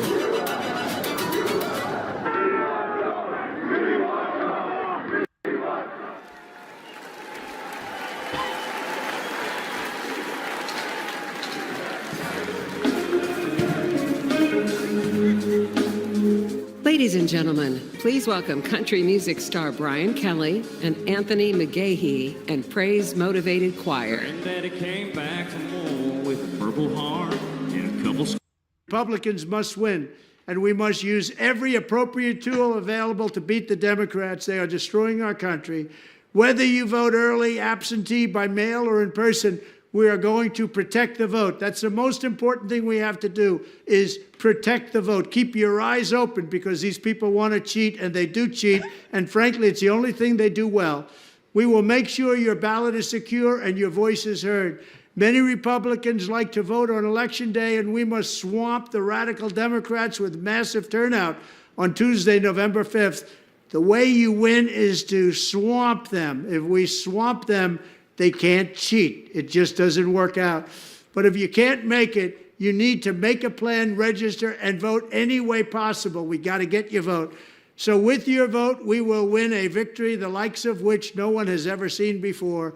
We will evict crooked Joe Biden from the White House, and we will take back our country on November 5th, 2024, the most important day in the history of our country. That's what it's going to go down as. Thank you. Ladies and gentlemen, please welcome recent Harvard University graduate, Shabbos Kestenbaum.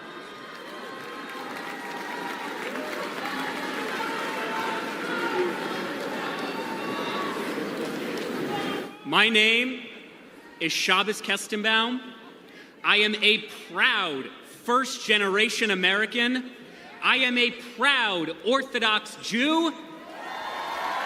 And as of 5 months ago, I am the proud plaintiff suing Harvard University for its failure to combat anti-Semitism.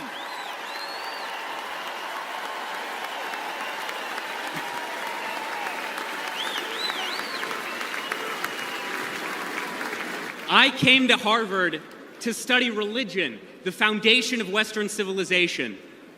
What I found was not theology, but a contempt for it. My problem with Harvard is not its liberalism, but its illiberalism. Too often, students at Harvard are taught not how to think, but what to think. I found myself immersed in a culture that is anti-Western, that is anti-American, and that is anti-Semitic.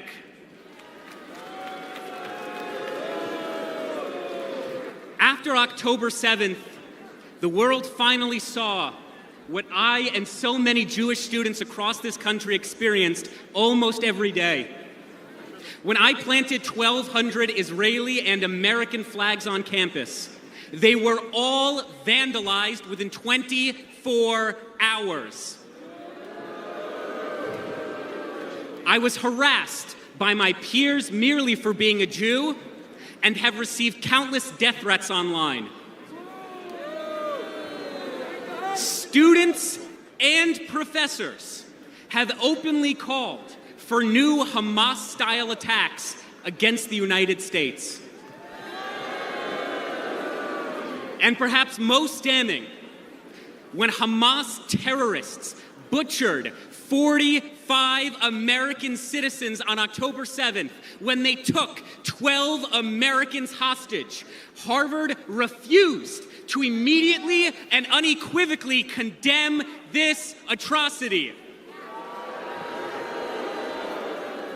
my fellow Americans, the anti-Semitic bigotry, unfortunately, extends far beyond the universities. Although I once voted for Bernie Sanders, I now recognize that the far left has not only abandoned the Jewish people, but the American people.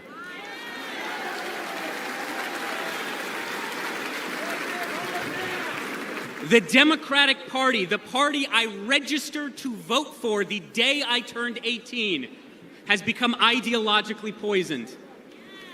And it is this poison, it is this corruption that is infecting far too many young American students. Let's be clear. The far left's anti-Semitic extremism has no virtue, and the radicalism on our campuses and on our streets has no moral legitimacy.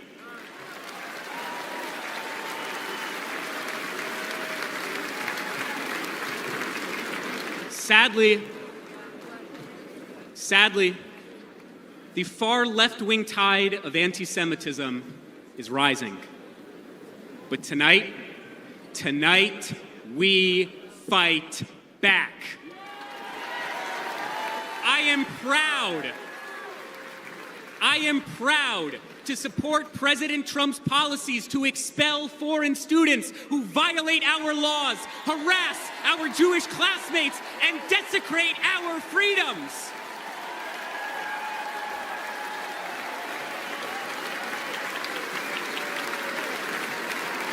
Let's elect a president who will instill patriotism in our school once again. Let's elect a president who will confront terrorism and its supporters once again.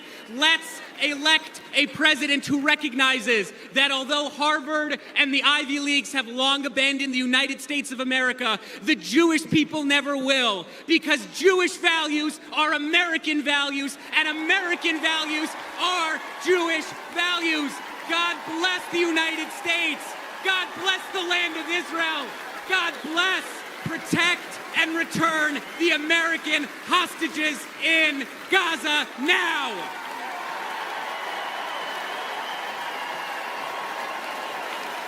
Ladies and gentlemen, please welcome the parents of an American hostage held in Gaza, Orna and Ronan Nutra.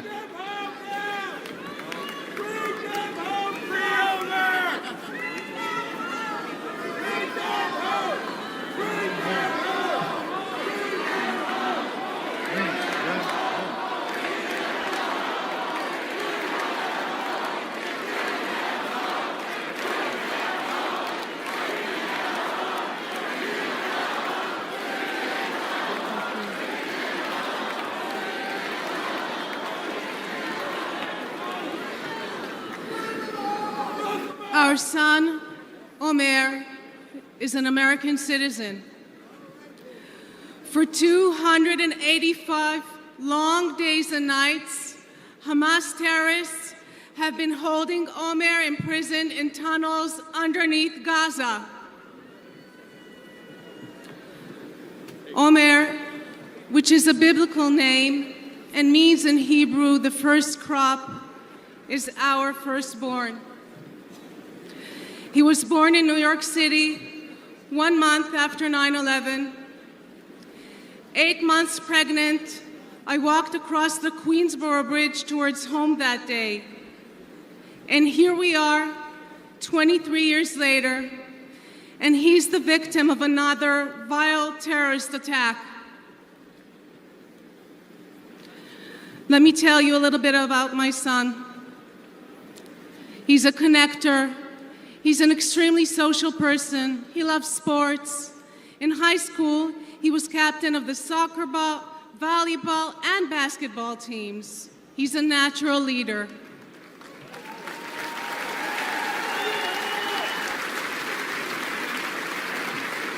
And he cares deeply about others and about helping them grow. He turned 22 on October 14th, 2023. And instead of celebrating with us and with his friends, he spent his birthday as a hostage of Hamas terrorists.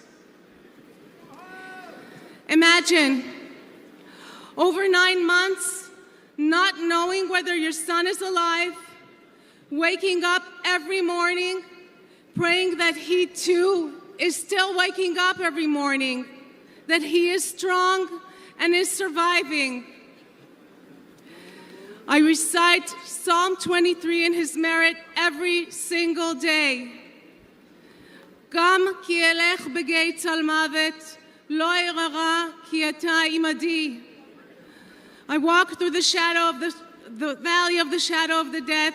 I will fear no evil, for thou art with me, thy rod and thy staff, they comfort me.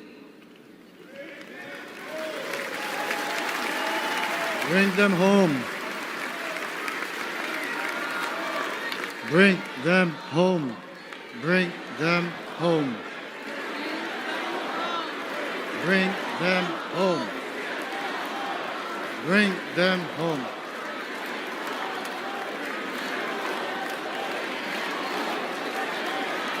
During the brutal October 7 attack on Israel, over 1,200 people were slaughtered.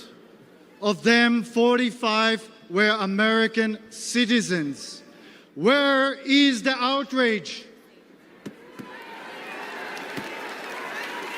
Where is it? This was not merely an attack on Israel. This was and remains an attack on Americans. Omer is one of 8 American hostages and one of 120 hostages still left in Gaza. Citizens of 24 countries and 5 different religions, still held by Hamas, denied basic human needs, their lives threatened every day. President Trump called us personally right after the attack when Omer was taken captive. We know he stands with the American hostages. We need our beautiful son back. And we need your support. We need our support to end this crisis and bring all the hostages back home.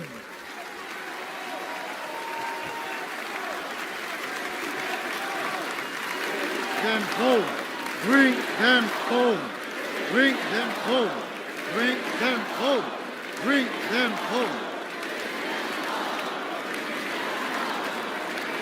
Omer, we love you. We won't stop fighting for you. Say it with us. Bring them home. Bring them home. Bring them home. Thank you, everybody. God bless Israel and God bless America.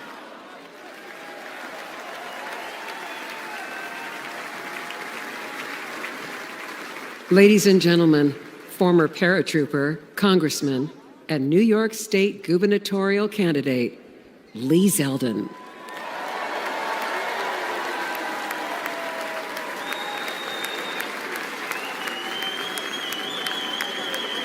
Hello, Wisconsin. I'm Lee Zeldin from New York.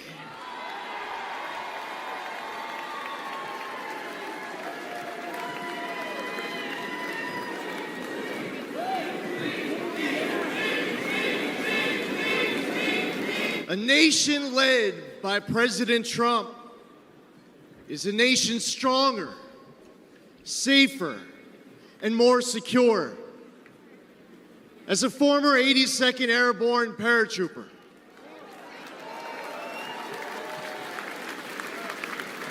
I want a military focused on being the world's greatest fighting force, not its biggest social experiment.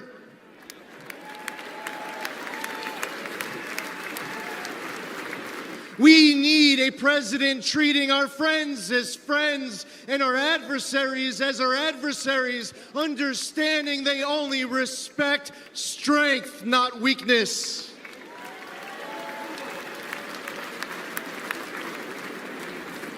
I was on the House Foreign Affairs Committee under 3 presidents, but only one ended wars without starting new ones. President Donald Trump.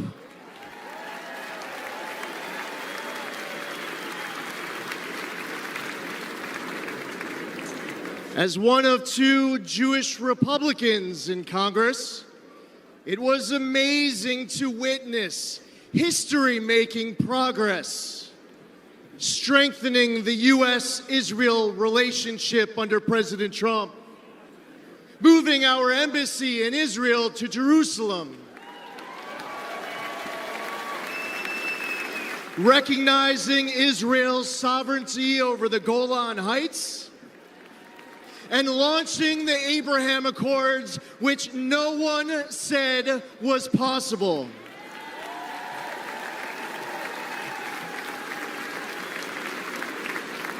Soleimani and the ISIS caliphate were eliminated. President Trump withdrew from the Iran deal, stopped those insane ransom payments, and crippled Iran with maximum pressure.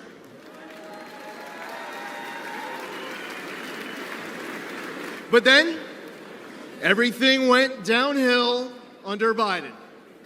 Yes, the guy who advised Obama not to take out Osama, Joe Biden advised against the mission that killed Osama bin Laden.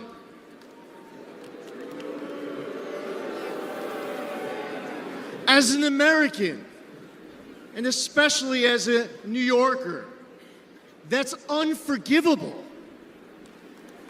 Even in his prime, he had bad judgment. And it's only gotten worse with age.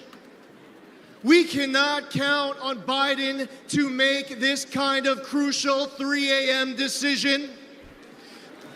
Heck, we can't rely on him at 3 in the afternoon.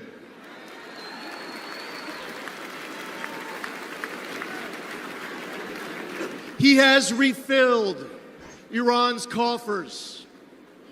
Since October 7th, Biden has pandered to anti-Semites who cheer Hamas's attack. All while Americans are still being held hostage in Gaza. Biden turned 13 Blue Star families into Gold Star families with his fatal withdrawal from Afghanistan, and then he lied about it during last month's debate, claiming that no service members had died under his watch.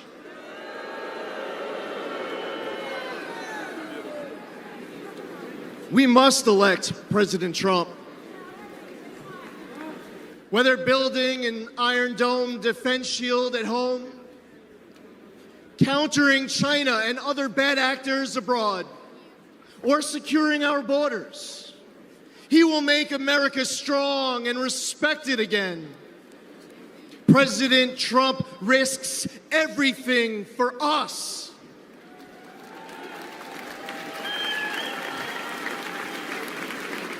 We need him back in the White House now more than ever before.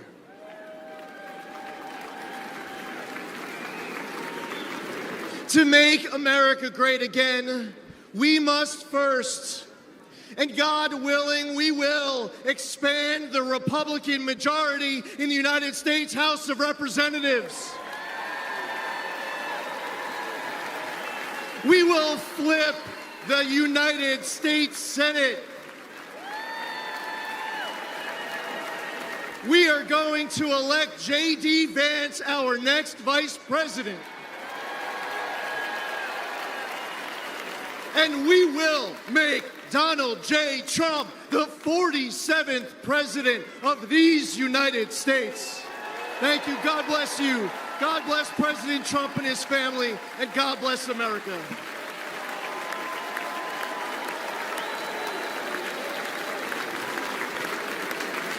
We are gathered here on freedom's altar, on these shores, on these bluffs, on this day 75 years ago, 10,000 men shed their blood and thousands sacrificed their lives for their brothers, for their countries, and for the survival of liberty. Those who fought here won a future for our nation. They won the survival of our civilization.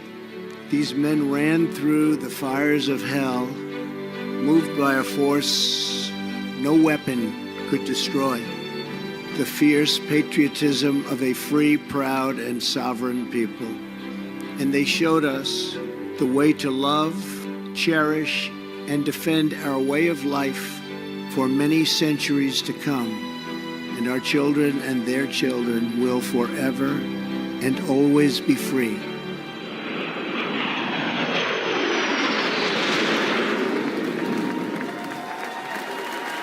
Ladies and gentlemen, please welcome World War II hero, William Peckrell.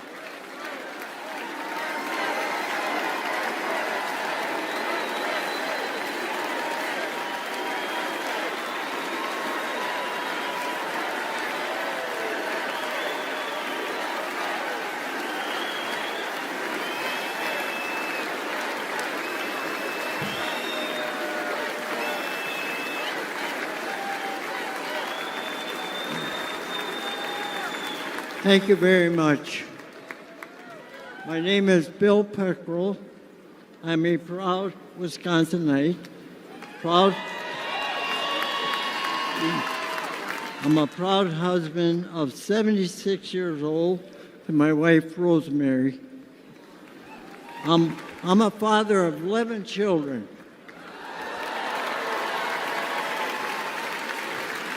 6 girls, 5 boys. Our family across 5 generations and a proud World War II veteran.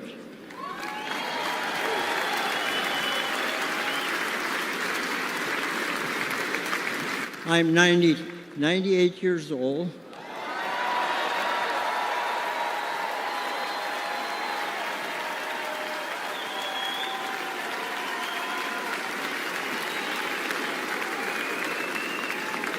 Some call us the greatest generation.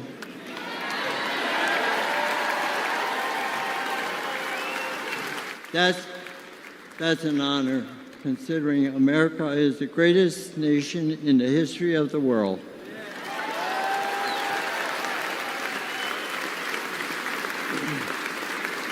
I will never forget and witness the horror of the Nazis' war camps. In the Battle of the Bulge, my friends and I fought to stop the Nazis' last major push in the Western Front.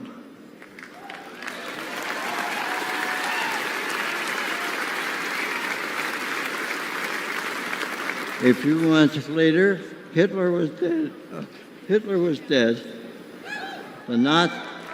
The Nazis were defeated.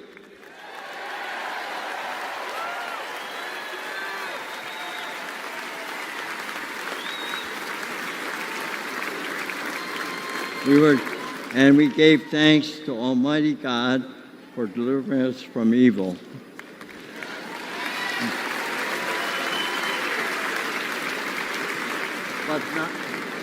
But not many of us came home.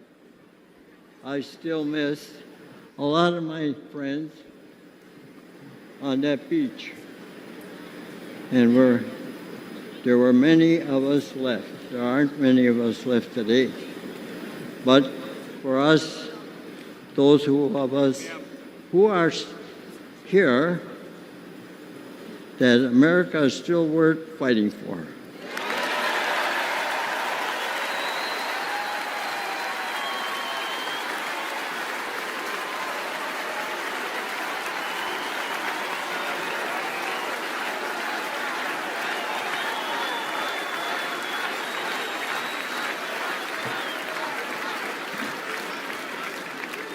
It hurts my heart to see what our current president and vice president have done to the country I love so well, They humiliated us in Afghanistan. We pushed around in China. Terrorists run wild in the Middle East. And they let our own southern border get overrun.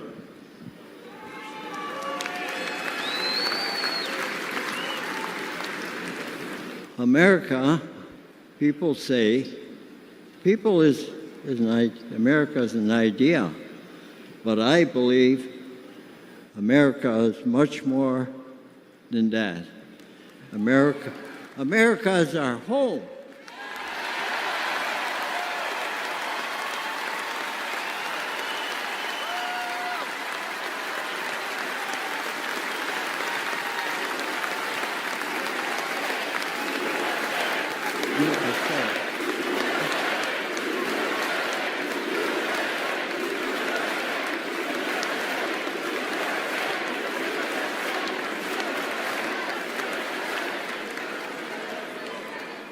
You know, and I was fighting in Europe,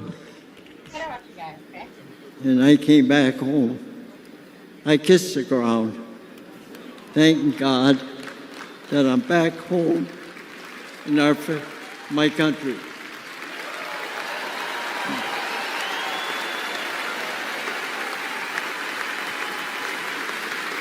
And where I come from, when somebody comes for me or my home, you dig in your boots in the ground and never look back.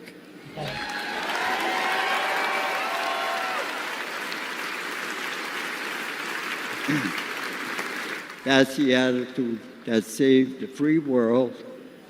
And those years ago. And President Trump, back in Commander-in-Chief, I would go back to re-enlist today.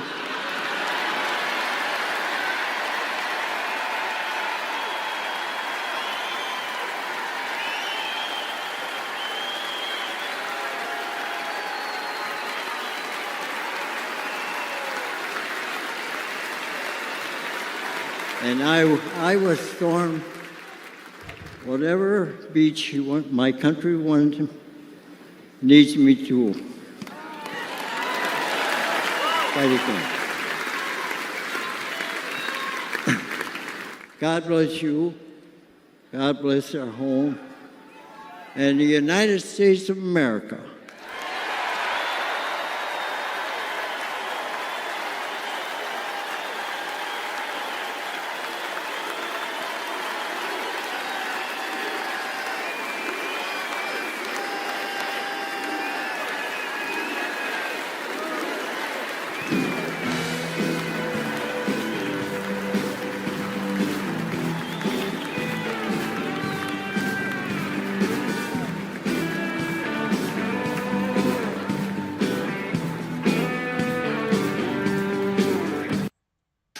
Like.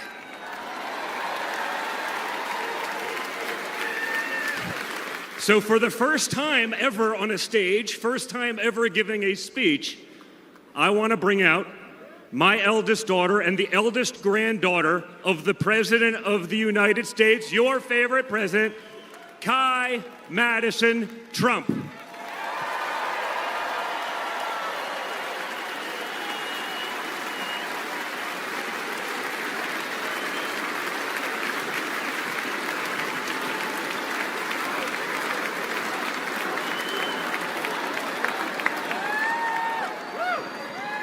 Hi everyone, my name is Kai Madison Trump.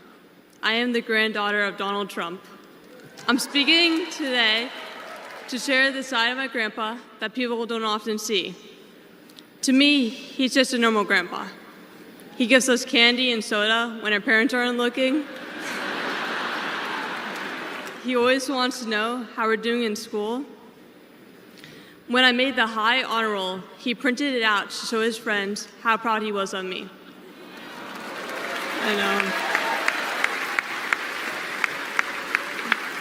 He calls me during the middle of the school day to ask how my golf game is going and tells me all about his. But then I have to remind him that I'm in school and I'll have to call him back later. When we play golf together, if I'm not on his team, he'll try to get inside of my head.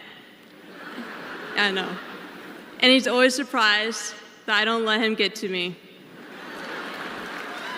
But I have to remind him, I'm a Trump too.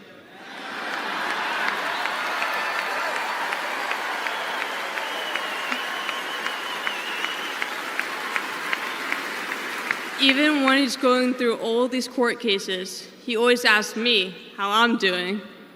He always encourages me to push myself to be the most successful person I can be. Obviously, he sets the bar pretty high, but who knows, maybe one day I'll catch him. On Saturday, I was shocked when I heard that he has been shot, and I just wanted to know if he was okay. It was heartbreaking that someone would do that to another person.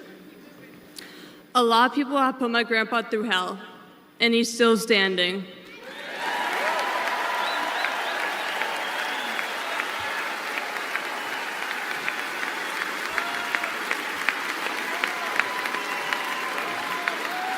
Grandpa, you are such an inspiration, and I love you.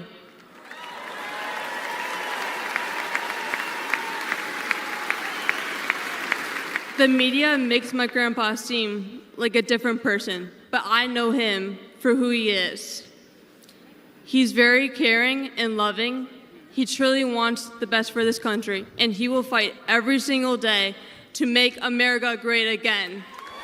Thank you very much.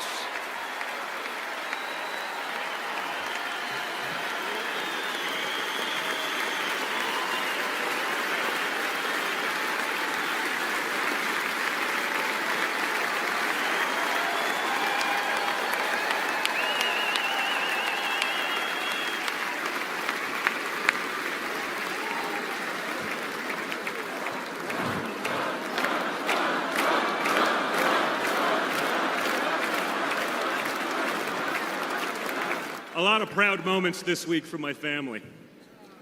Thank you again, guys. Really appreciate that. That's not easy. That's the first time. I mean, this is what we call a large crowd for a speech, so incredible work, Kai. Now, back to business. Guys.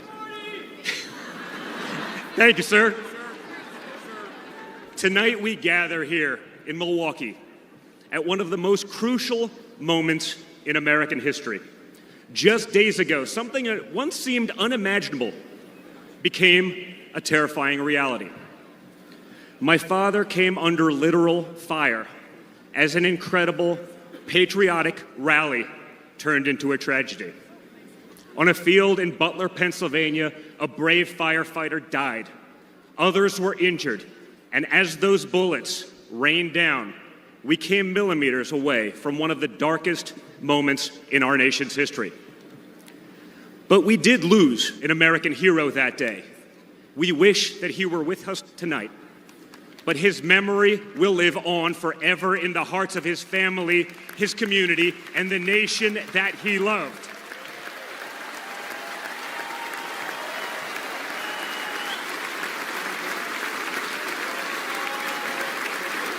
So I would like to take just a moment tonight to express our gratitude for the life and service of American hero Corey Comparator.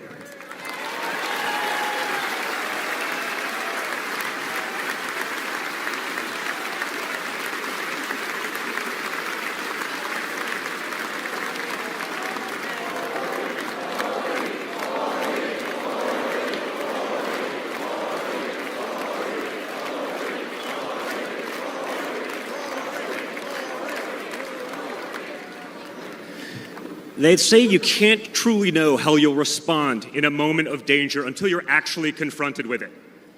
So what was my father's instinct as his life was on the line? Not to cower, not to surrender, but to show for all the world to see that the next American president has the heart of a lion.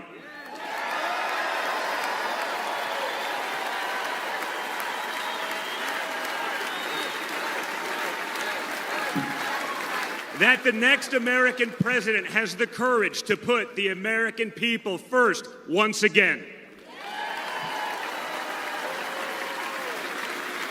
And in that moment, my father didn't just show his character, he showed America's character. When he stood up with blood on his face and the flag at his back, the world saw a spirit that could never be broken.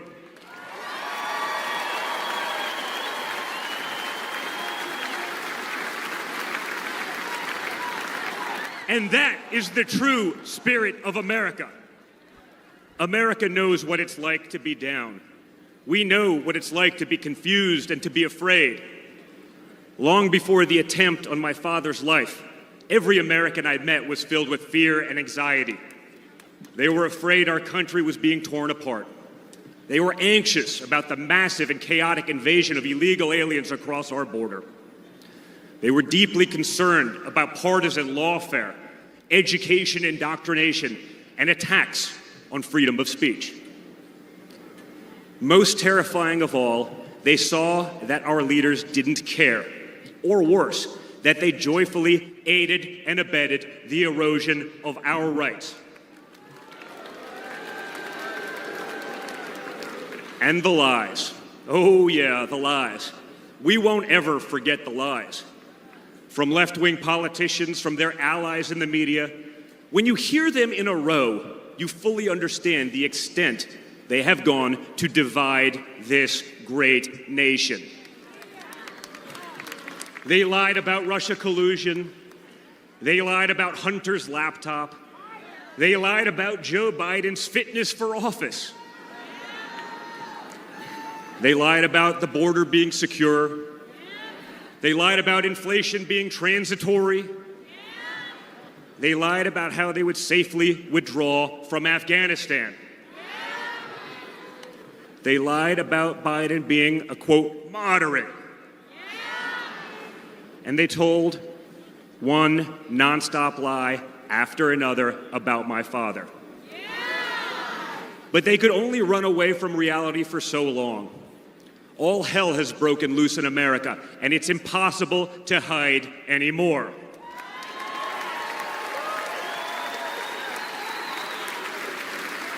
Remember Build Back Better?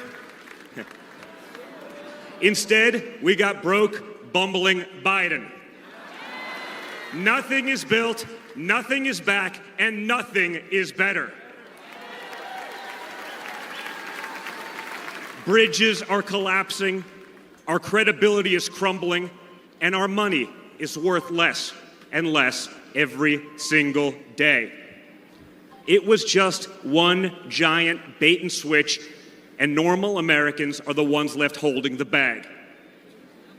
Housing costs, gasoline prices, grocery bills just keep going up. Wave after wave of illegal aliens, deadly drugs keep pouring across our border. Meanwhile, pro-crime district attorneys have turned our cities into giant crime zones.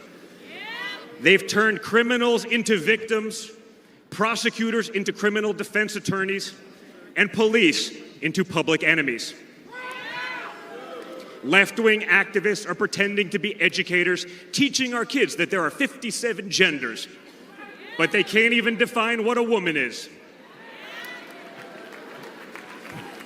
On one hand, they think free speech protects their right to expose your children to explicit drag shows.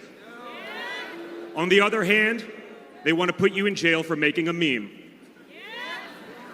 It's like the entire world has been turned upside down. Does any of this sound like a country that's going in the right direction? And honestly, who is actually running the country anyway? It's obviously not Joe Biden. So who are they asking us to elect? Seriously, who's running things? Does anyone really know? Is it Jill? Is it Hunter? Barack Obama? Maybe it's the ghost of Corn Pop.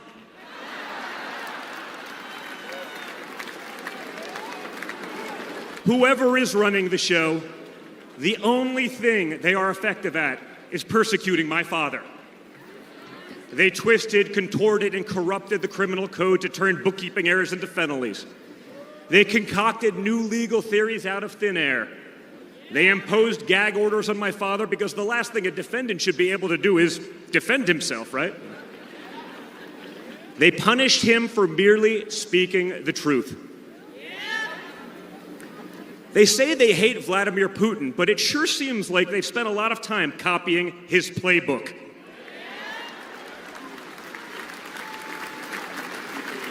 In this country, we don't criminalize political differences.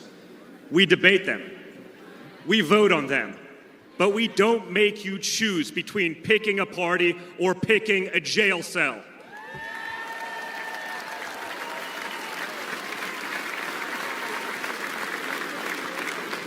There was a time when the Democrats really wanted what was best for America, even if they had a different way of getting there. It was the party of Franklin Roosevelt, John F. Kennedy, Martin Luther King Jr.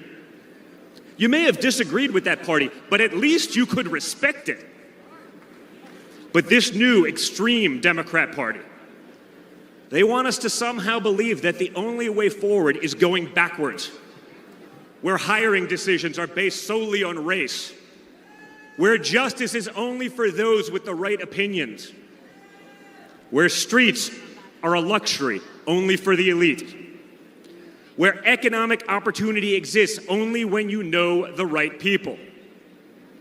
Right now, the America we all grew up with, the America that we love, feels like an old photograph where you sit down with your children and tell them what life used to be like.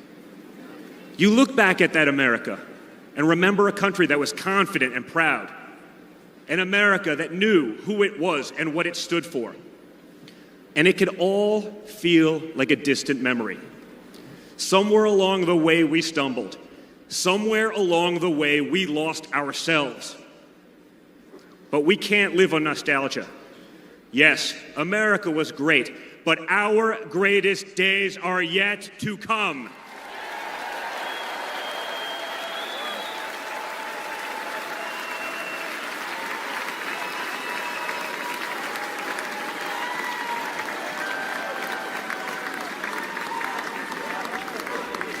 Because no matter how far off that old photo may feel, it's not the end of our story.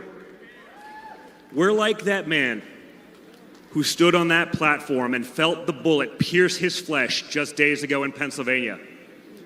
He may have moved to the ground, but he stood back up.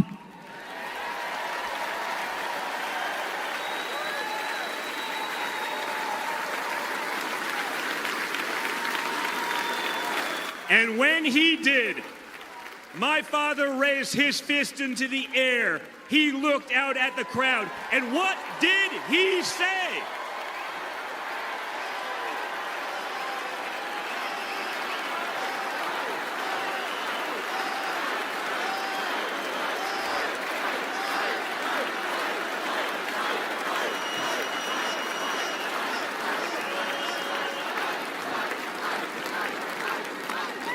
And we will fight. We will fight. We will fight with our voices. We will fight with our ideas. And on November 5th, we will fight with our vote.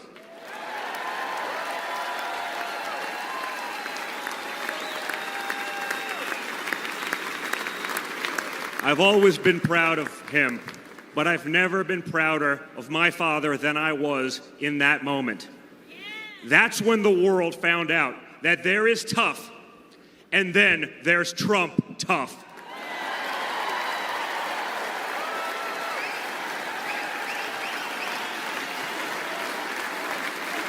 And the good news is, America is Trump tough.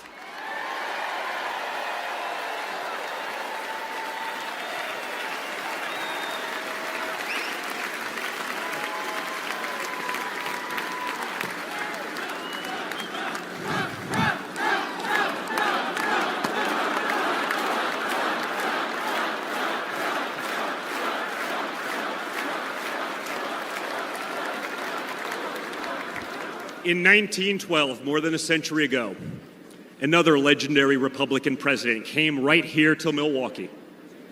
At a political rally less than 1 mile from where we stand tonight, Teddy Roosevelt was struck by a would-be assassin's bullet. But he didn't quit either. He finished his speech and he kept fighting.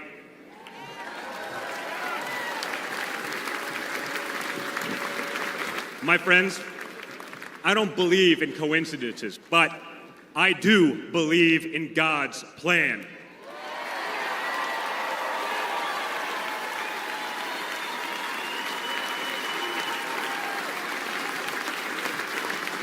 Today, Teddy Roosevelt's man in the arena has a name, and it's Donald J. Trump.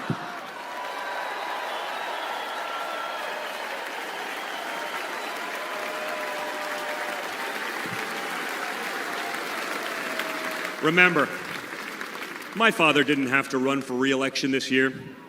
He doesn't need the money, the fame, the power. Frankly, he doesn't need the witch hunts, the phony investigations, or the political prosecutions either.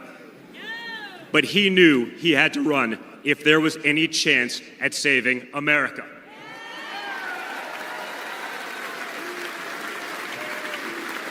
He's not doing it for himself.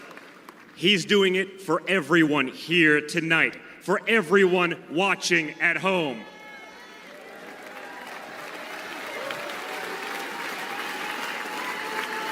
No matter who you are, you can be a part of this movement to make America great again. Look at me and my friend J.D. Vance, a kid from Appalachia and a kid from Trump Tower in Manhattan. We grew up worlds apart, yet now we're both fighting side by side to save the country we love. And by the way, J.D. Vance is going to make one hell of a vice president.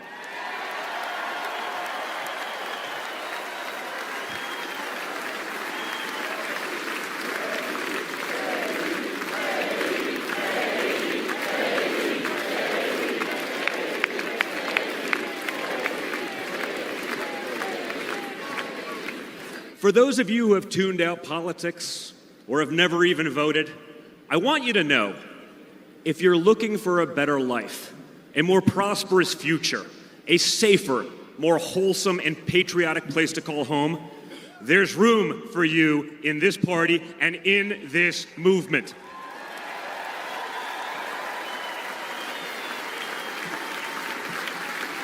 In fact, you're the ones who matter most of all. My father has always said that the people he gets along with best are the people who really work for a living.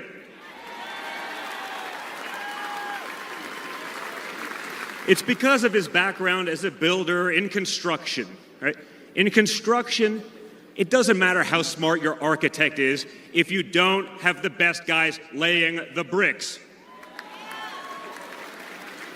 People with grit, people who get their hands dirty.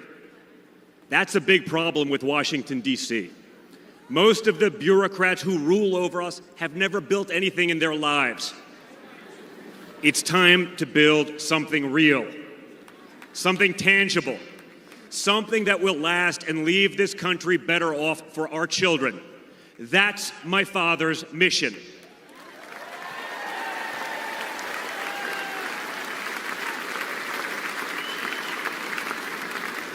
This November, we have a choice. It's a choice between one team that wants to build this country up and another that wants to tear this country down. It's a choice between people who are proud of America and people who are ashamed of America. And ultimately, it's a choice between America last and America first.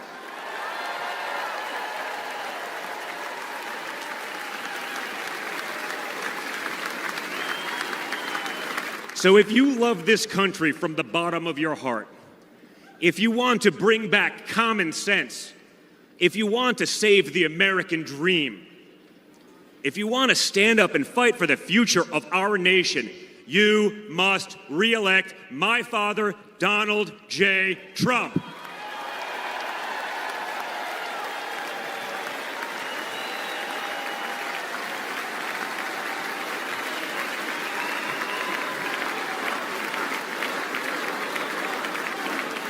Together, we will make America great once again. Thank you. Thank you, Wisconsin.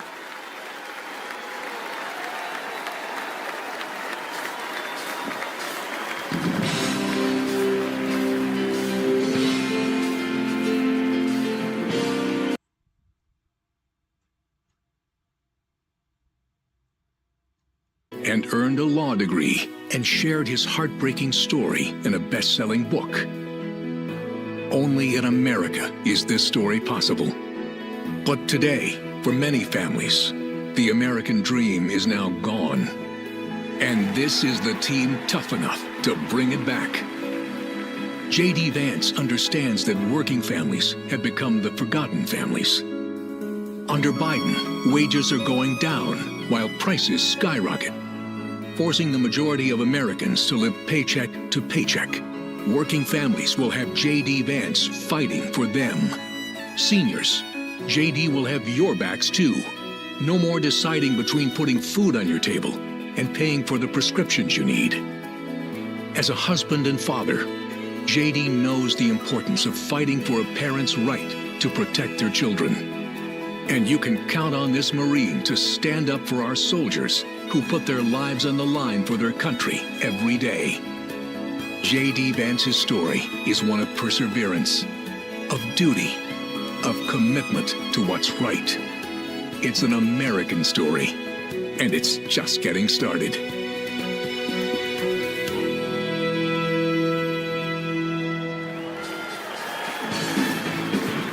Ladies and gentlemen, please welcome Usha Vance.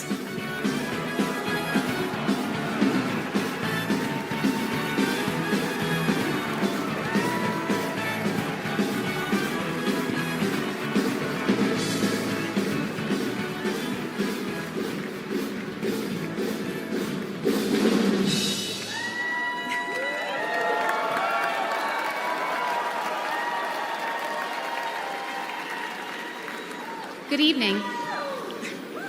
Good evening.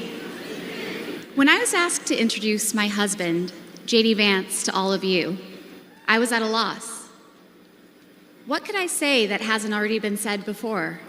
After all, the man was already the subject of a Ron Howard movie.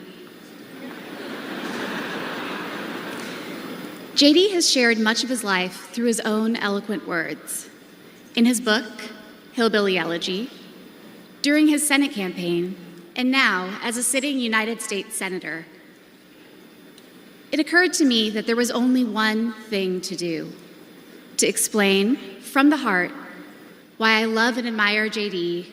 and stand here beside him today, and why he will make a great Vice President of the United States.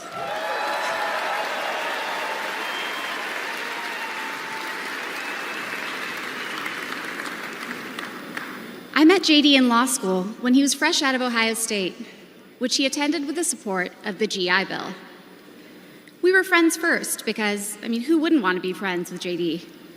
He was then, as now, the most interesting person I knew. A working-class guy who had overcome childhood traumas that I could barely fathom to end up at Yale Law School. A tough Marine who had served in Iraq, but whose idea of a good time was playing with puppies and watching the movie Babe. The most determined person I knew with one overriding ambition: to become a husband and a father, and to build the kind of tight-knit family that he had longed for as a child. My background is very different from JD's. I grew up in San Diego, in a middle-class community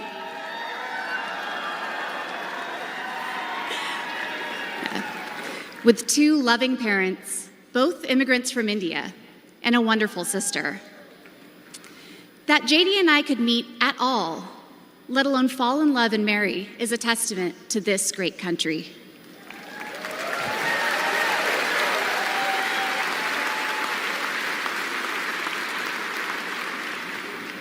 It is also a testament to JD, and it tells you something about who he is. When JD met me, he approached our differences with curiosity and enthusiasm. He wanted to know everything about me, where I came from, what my life had been like. Although he's a meat and potatoes kind of guy, he adapted to my vegetarian diet and learned to cook food from my mother, Indian food.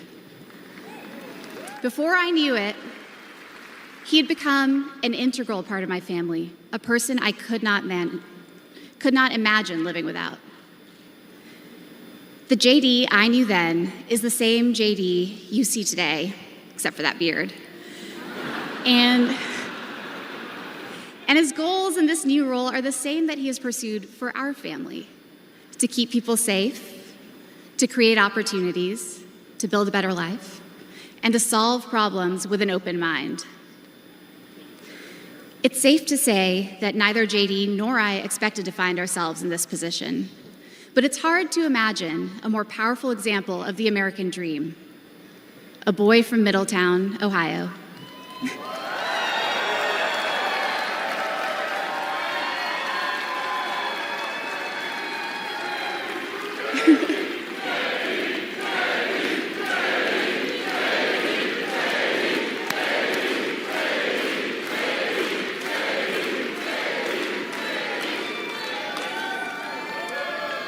Raised by his grandmother through tough times, chosen to help lead our country through some of its greatest challenges. I am grateful to all of you for the trust you have placed in him and in our family. And with that, it is my great privilege to introduce my husband and the next Vice President of the United States, J.D. Vance.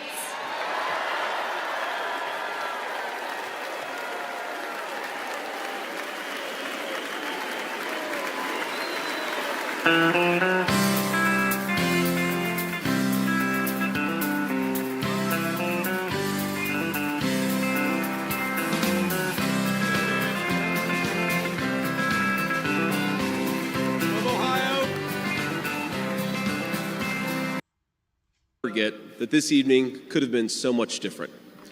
Instead of a day of celebration, this could have been a day of heartache and mourning. For the last 8 years, President Trump has given everything he has to fight for the people of our country.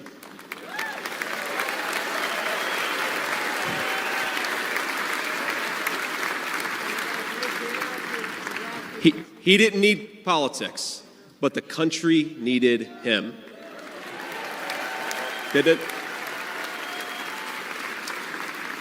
Now, prior to running for president, he was one of the most successful businessmen in the world. He had everything anyone could ever want in a life. And yet, instead of choosing the easy path, he chose to endure abuse, slander, and persecution. And he did it because he loves this country.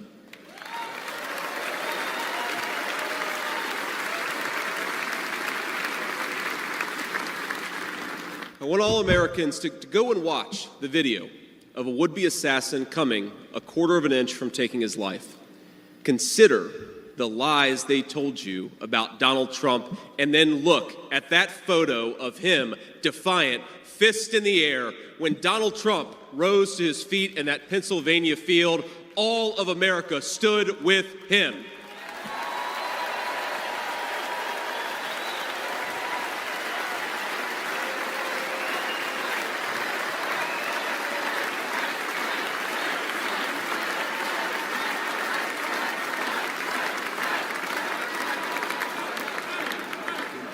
And what did he call us to do for our country? To fight for America. Even in his most perilous moment, we were on his mind. His instinct was for us, for our country, to call us to something higher, to something greater, to once again be citizens who ask what our country needs of us. Now consider what they said. They said he was a tyrant. They said he must be stopped at all costs. But how did he respond? He called for national unity, for national calm, literally right after an assassin nearly took his life.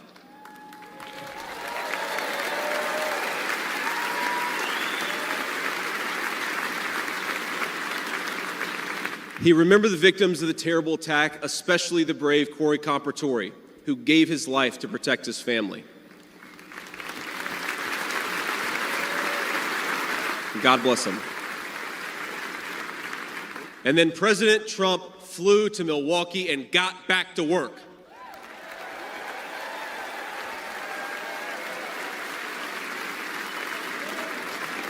Now that's the man I've gotten to know personally over the last few years. He is tough, and he is, but he cares about people. He can stand defiant against an assassin one moment and call for national healing the next. He is a beloved father and grandfather, and of course, a once-in-a-generation business leader. He's the man who is feared by America's adversaries, but 2 nights ago, and I'll share a moment, said goodnight to his 2 boys, told them he loved them, and made sure to give each of them a kiss on the cheek. And I will say, Don and Eric squirmed the same way my 4-year-old does when his daddy tries to give him a kiss on the cheek. Sorry, guys. He is all those things, but tonight we celebrate he is our once and future President of the United States of America.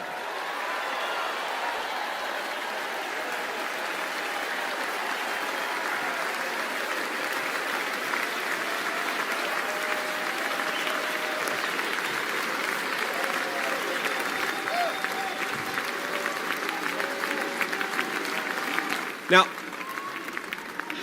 I want to respond to his call for unity myself.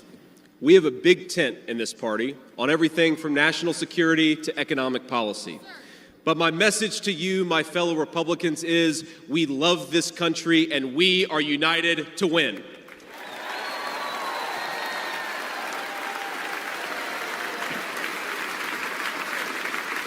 Right. Now, I think our disagreements actually make us stronger. That's what I've learned in my time in the United States Senate, where sometimes I persuade my colleagues and sometimes they persuade me. And my message to my fellow Americans, those watching from across the country, is shouldn't we be governed by a party that is unafraid to debate ideas and come to the best solution?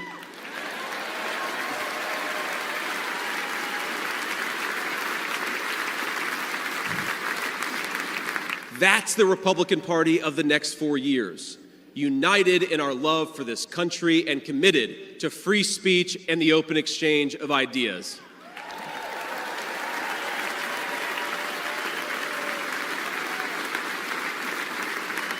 And so tonight, Mr. Chairman, I stand here humbled, and I'm overwhelmed with gratitude to say I officially accept your nomination to be Vice President of the United States of America.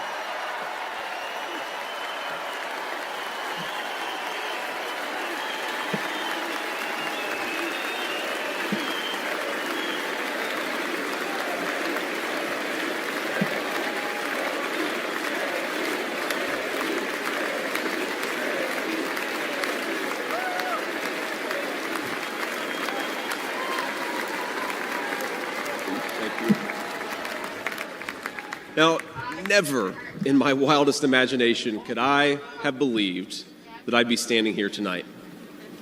I grew up in Middletown, Ohio.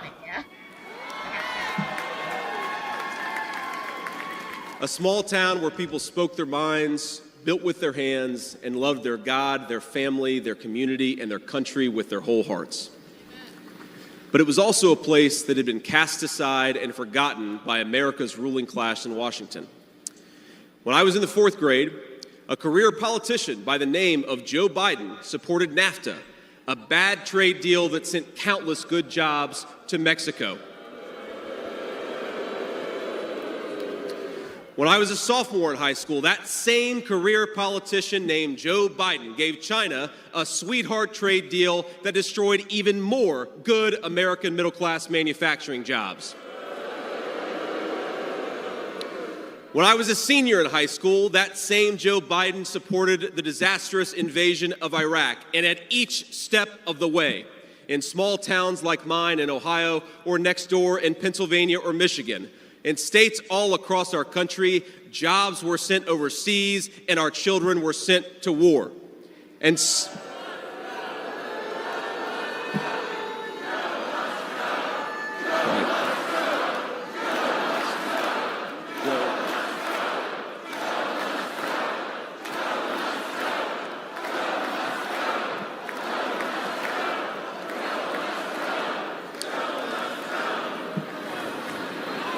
I agree.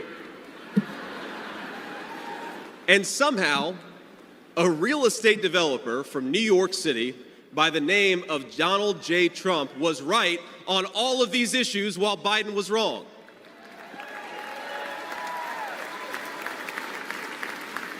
President Trump knew even then that we needed leaders who would put America first.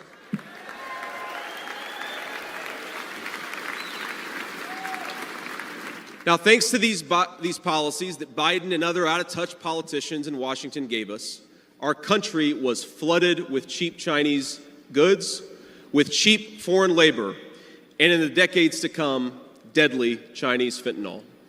Joe Biden screwed up, and my community paid the price. Now, I was lucky. Despite the closing factories and the growing addiction in towns like mine, in my life, I had a guardian angel by my side. She was an old woman who could barely walk, but she was tough as nails. I called her Mamaw, the name we hillbillies gave to our grandmothers.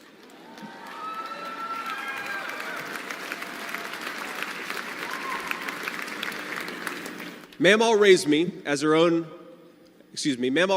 as my mother struggled with addiction. Mamaw was in so many ways a woman of contradiction. She loved the Lord, ladies and gentlemen. She was a woman of very deep Christian faith.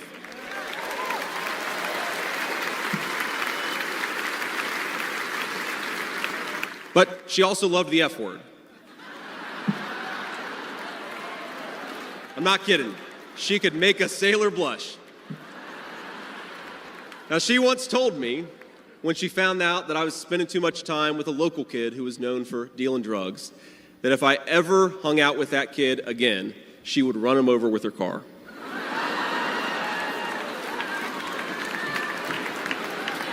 That's true. And she said, JD, no one will ever find out about it.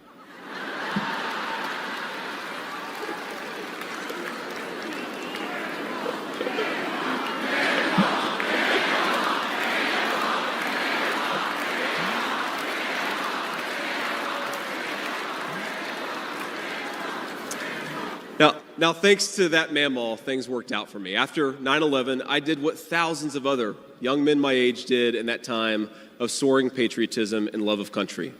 I enlisted in the United States Marines.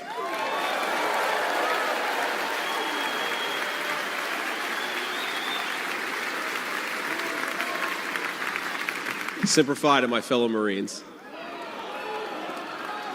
Now, I left the Marines after 4 years and went to the Ohio State University.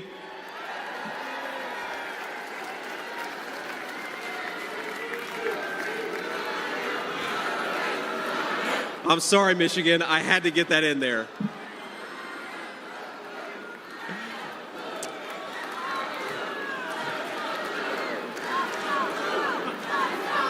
Come on. We've had enough political violence. Now, after Ohio State, I went to Yale Law School, where I met my beautiful wife, and then I started businesses to create jobs in the kind of places that I grew up in. Now, my work taught me that there is still so much talent and grit in the American heartland. There really is. But for these places to thrive, my friends, we need a leader who fights for the people who built this country.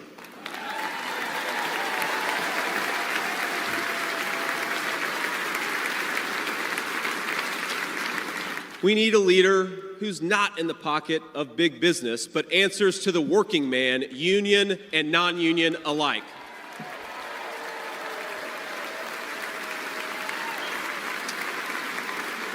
A leader who won't sell out to multinational corporations, but will stand up for American companies and American industry.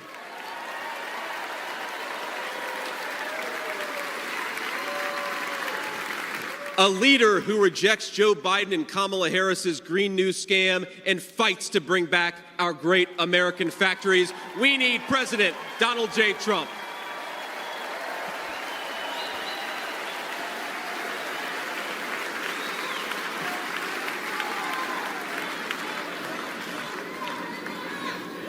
Some people tell me I've lived the American dream, and of course they're right, and I'm so grateful for it. But the American dream that always counted most was not starting a business or becoming a senator or even being here with you fine people, though it's pretty awesome. My most important American dream was becoming a good husband and a good dad, of being able to give. Thank you.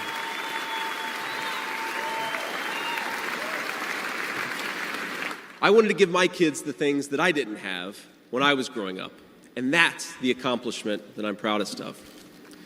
That tonight, I'm joined by my beautiful wife, Usha, an incredible lawyer and a better mom, and our three beautiful kids, Ewan, who's 7, Vivek, who's 4, and Mirabelle, who's 2. Now, they're back at the hotel, and kids, if you're watching, Daddy loves you very much, but get your butts in bed.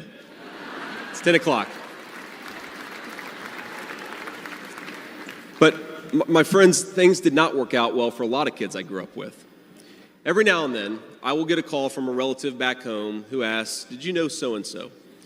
And I'll remember a face from years ago, and then I'll hear, "They died of an overdose." As always, America's ruling class wrote the checks. Communities like mine paid the price. For decades, that divide between the few with their power and comfort in Washington and the rest of us only widened. From Iraq to Afghanistan, from the financial crisis to the Great Recession, from open borders to stagnating wages, the people who govern this country have failed and failed again.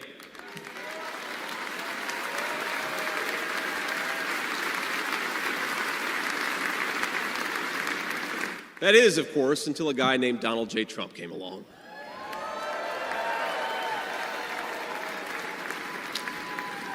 President Trump represents America's last best hope to restore what, if lost, may never be found again. A country where a working-class boy born far from the halls of power can stand on this stage as the next Vice President of the United States of America.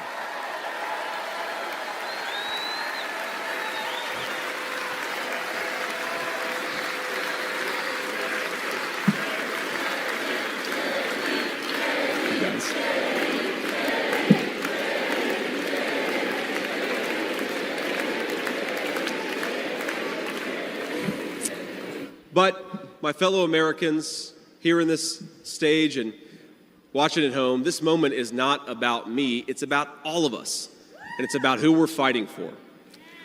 It's about the auto worker in Michigan wondering why out-of-touch politicians are destroying their jobs. It's about the factory worker in Wisconsin who makes things with their hands and is proud of American craftsmanship.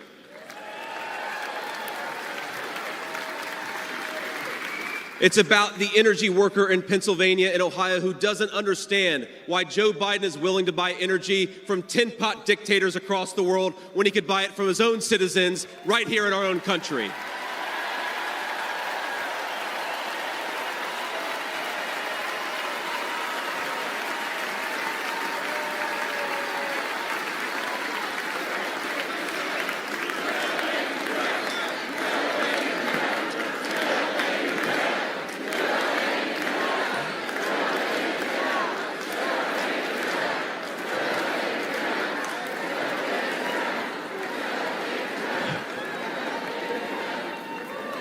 You guys are a great crowd. Wow. And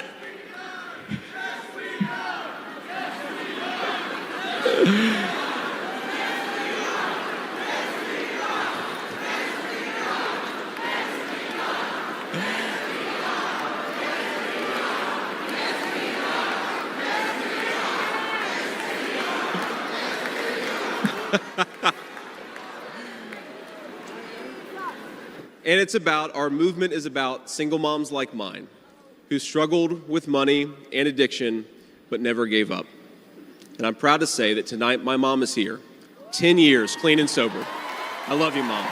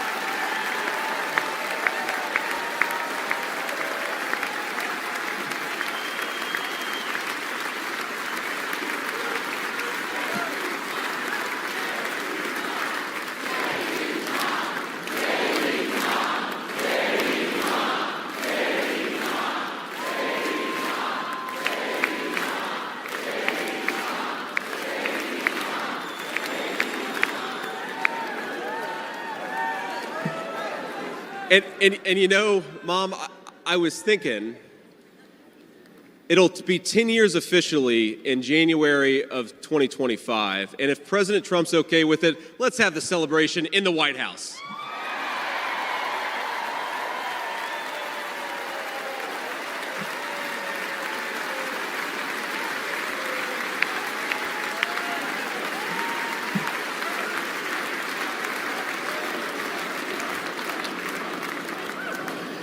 And our movement, ladies and gentlemen, it's about grandparents all across this country who are living on Social Security and raising grandchildren they didn't expect to raise. And while we're on the topic of grandparents, let me tell you another Mamaw story. Now, my Mamaw died shortly before I left for Iraq in 2005. And when we went through her things, we found 19 loaded handguns. They were...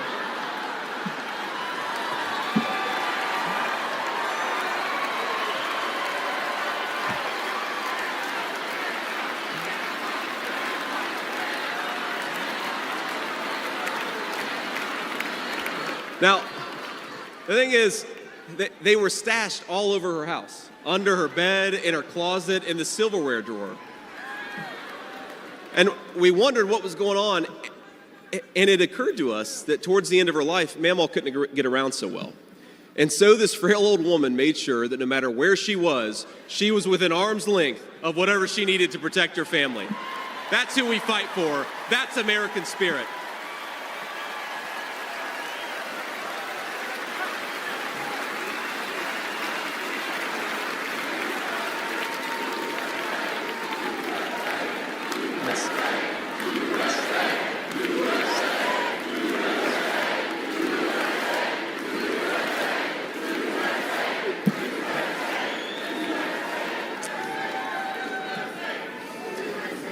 Now, Joe Biden has been a politician in Washington for longer than I've been alive, 39 years old. Kamala Harris is not much further behind. For half a century, he's been the champion of every major policy initiative to make America weaker and poorer. And in 4 short years, Donald Trump reversed decades of betrayals inflicted by Joe Biden and the rest of the corrupt Washington insiders.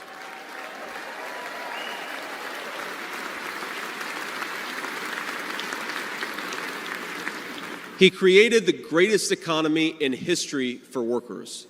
Really was amazing. There's this chart that shows worker wages, and they stagnated for pretty much my entire life until President Donald J. Trump came along. Workers' wages went through the roof.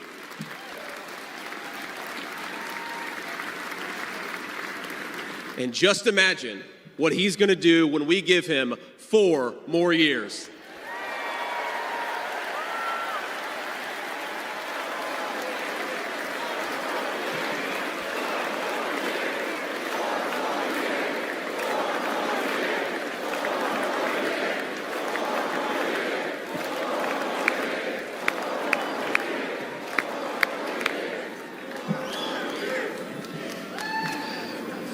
Months ago, I heard some young family member observe that their parents' generation, the baby boomers, could afford to buy a home when they first entered the workforce. But I don't know, this person observed, if I'll ever be able to afford a home. The absurd cost of housing is the result of so many failures, and it reveals so much about what's broken in Washington. Now, I can tell you exactly how it happened. Wall Street barons crashed the economy and American builders went out of business. As tradesmen scrambled for jobs, houses stopped being built. The lack of good jobs, of course, led to stagnant wages. And then the Democrats flooded this country with millions of illegal aliens. So citizens had to compete with people who shouldn't even be here for precious housing. Joe Biden's inflation crisis, my friends, is really an affordability crisis. And many of the people that I grew up with can't afford to pay more for groceries, more for gas, more for rent, and that's exactly what Joe Biden's economy has given them.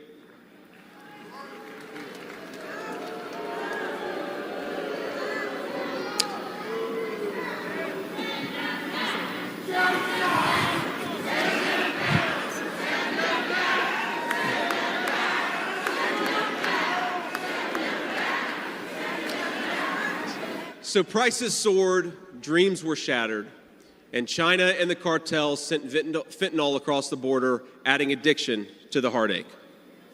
But ladies and gentlemen, that is not the end of our story. We've heard about villains and their victims. I've talked a lot about that, but let me tell you about the future.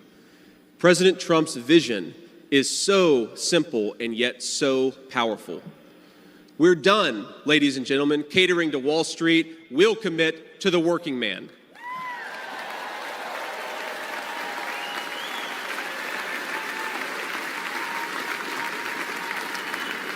We're done importing foreign labor. We're going to fight for American citizens and their good jobs and their good wages.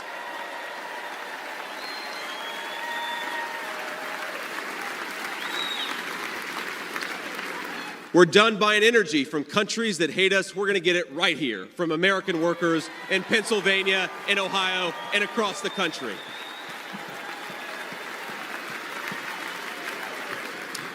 We're done sacrificing supply chains to unlimited global trade, and we're going to stamp more and more products with that beautiful label, Made in the USA.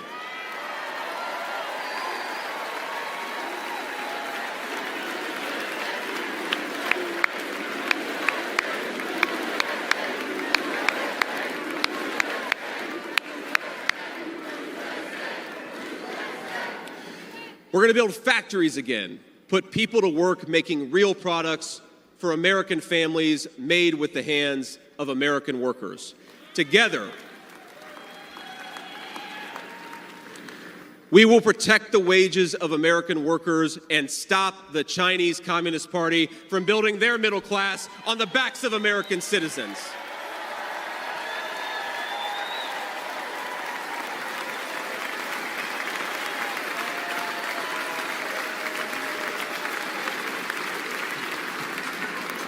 Together, we will make sure our allies share in the burden of securing world peace. No more free rides for nations that betray the generosity of the American taxpayer.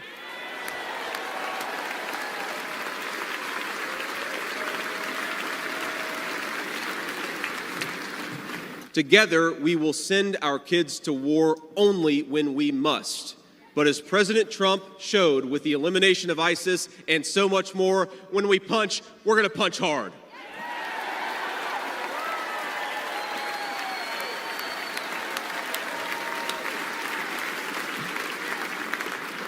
Together, we will put the citizens of America first, whatever the color of their skin. We will, in short, make America great again.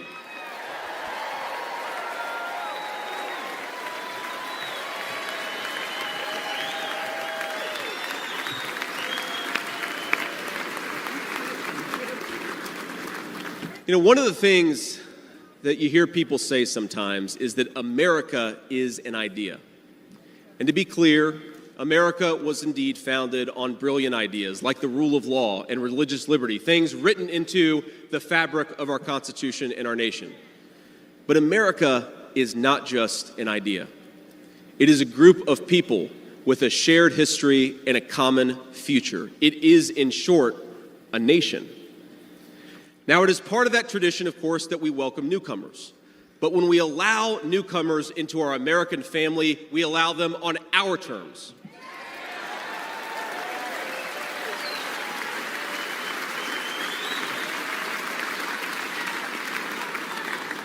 That's the way we preserve the continuity of this project from 250 years past to hopefully 250 years in the future.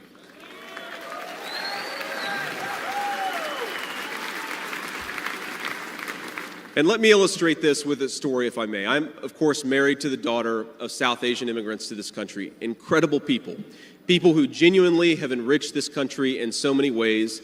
And, of course, I'm biased because I love my wife and her family, but it's true. Now, when I proposed to my wife, we were in law school, and I said, honey, I come with $120,000 worth of law school debt and a cemetery plot on a mountainside in eastern Kentucky.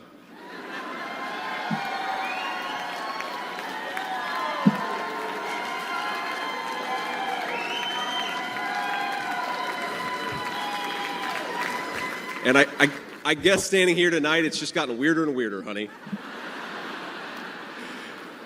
But that's what she was getting. Now, that cemetery plot in eastern Kentucky is near my family's ancestral home. And like a lot of people, we came from the mountains of Appalachia into the factories of Ohio, Pennsylvania, Michigan, and Wisconsin.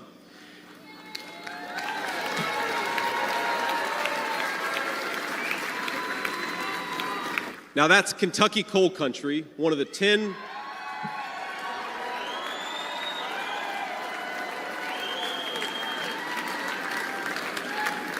Now, it's one of the 10 poorest counties in the entire United States of America.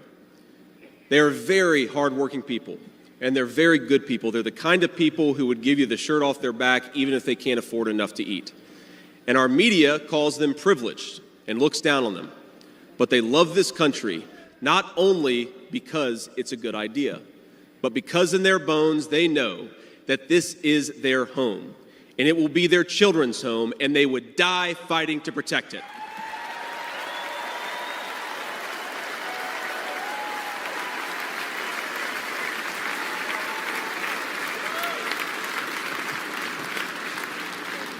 That is the source of America's greatness. As a United States Senator, I get to represent millions of people in the great state of Ohio with similar stories, and it is the great honor of my life. Now, in that cemetery, there are people who were born around the time of the Civil War. And if, as I hope, my wife and I are eventually laid to rest there, and our kids follow us, there will be 7 generations just in that small mountain cemetery plot in eastern Kentucky. 7 generations of people who have fought for this country, who have built this country, who have made things in this country, and who would fight and die to protect this country if they were asked to.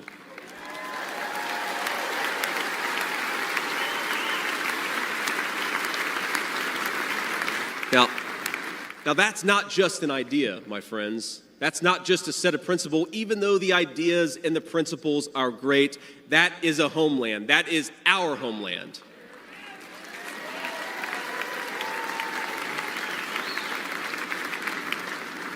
People will not fight for abstractions, but they will fight for their home. And if this movement of ours is going to succeed, and if this country is going to thrive, our leaders have to remember that America is a nation and its citizens deserve leaders who put its interests first.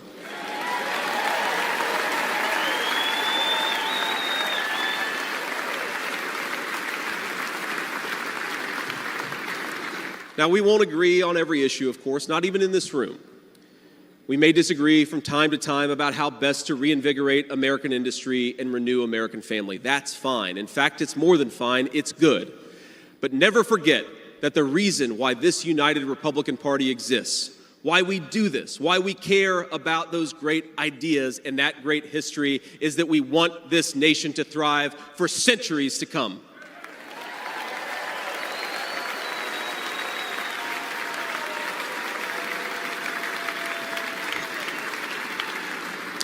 Now, eventually in that mountain cemetery, my children will lay me to rest. And when they do, I would like them to know that thanks to the work of this Republican Party, the United States of America is as strong and as proud and as great as ever.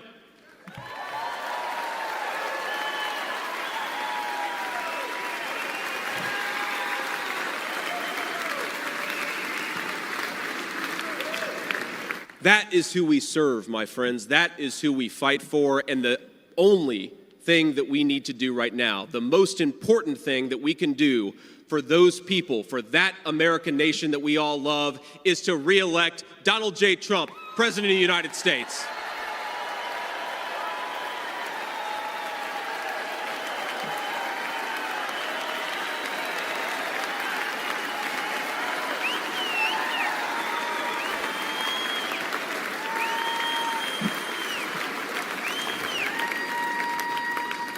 Mr. President, I will never take for granted the trust you have put in me.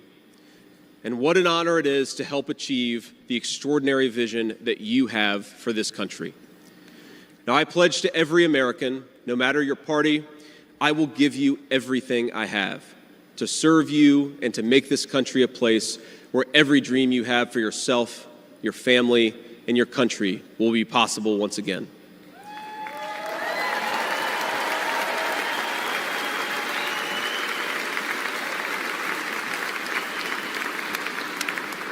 And I promise you one more thing. To the people of Middletown, Ohio, and all the forgotten communities in Michigan, Wisconsin, Pennsylvania, and Ohio, and every corner of our nation, I promise you this: I will be a vice president who never forgets where he came from.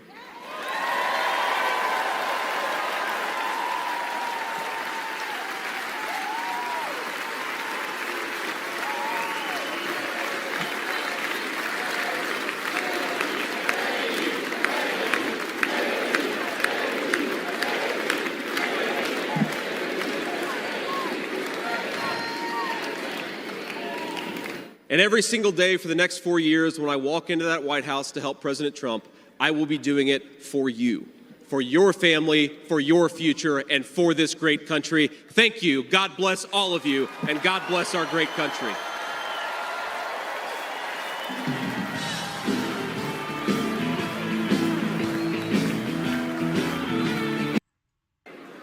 Looks like all of the soldiers and the sailors and the airmen and the Marines around the world keeping America safe home and abroad.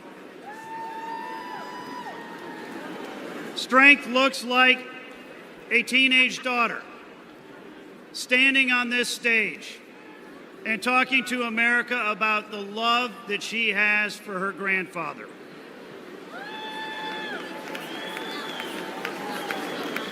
Strength looks like a kid born in rural Appalachia who put himself through school and answered a call to service when America needed him and joined the Marines, and has answered another call to serve as our next vice president.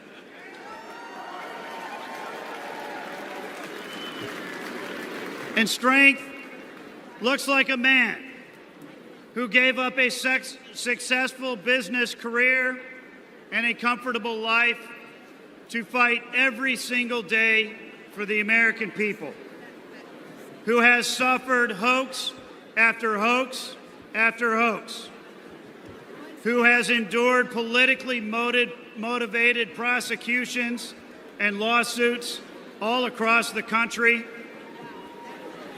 and who, when he was knocked down by a would-be assassin's bullet, got back up and encouraged America to fight, fight, fight.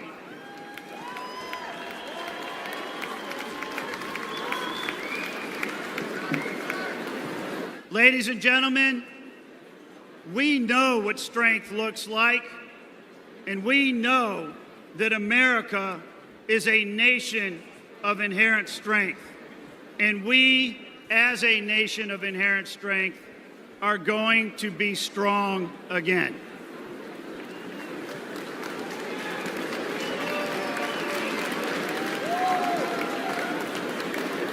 For tonight's benediction, please welcome the lead pastor at Bayou Blue Assembly in Houma, Louisiana, Pastor Packy Thompson.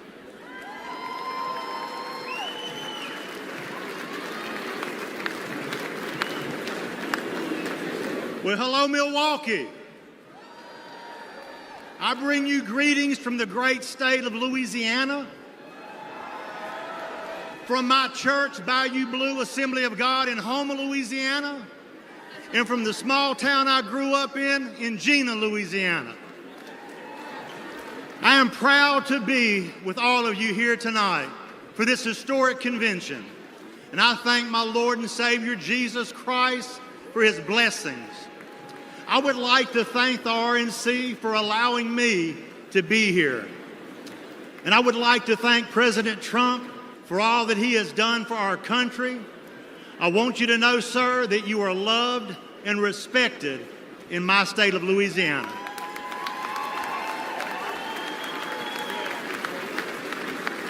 Would y'all stand and pray with me, please? Heavenly Father, we are grateful for your mercy and your protection here tonight.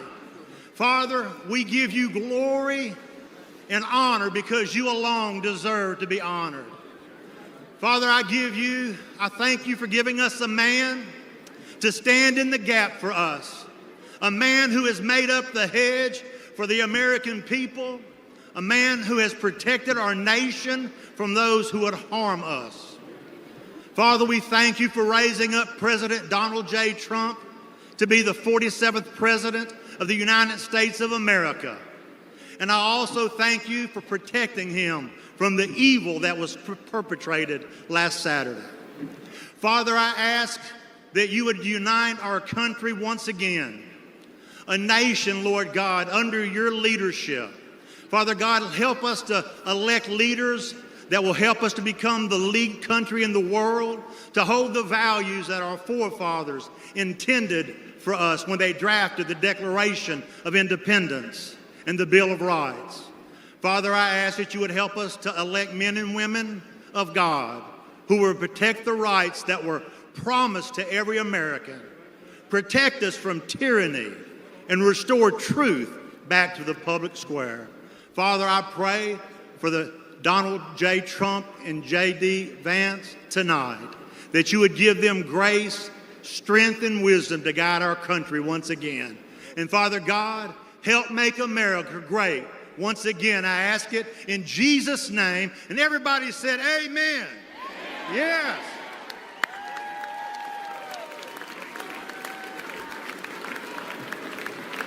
The chair recognizes the delegate from the Commonwealth of Pennsylvania for the purpose of offering a motion. Mr. Chairman, I am Fred Keller from the Commonwealth of Pennsylvania, the birthplace of America. I make the motion that this convention now adjourn. The question now occurs on the motion to adjourn. All those in favor signify by saying aye. Aye. All those opposed, no. In the opinion of the chair, the ayes have it and the motion is adopted.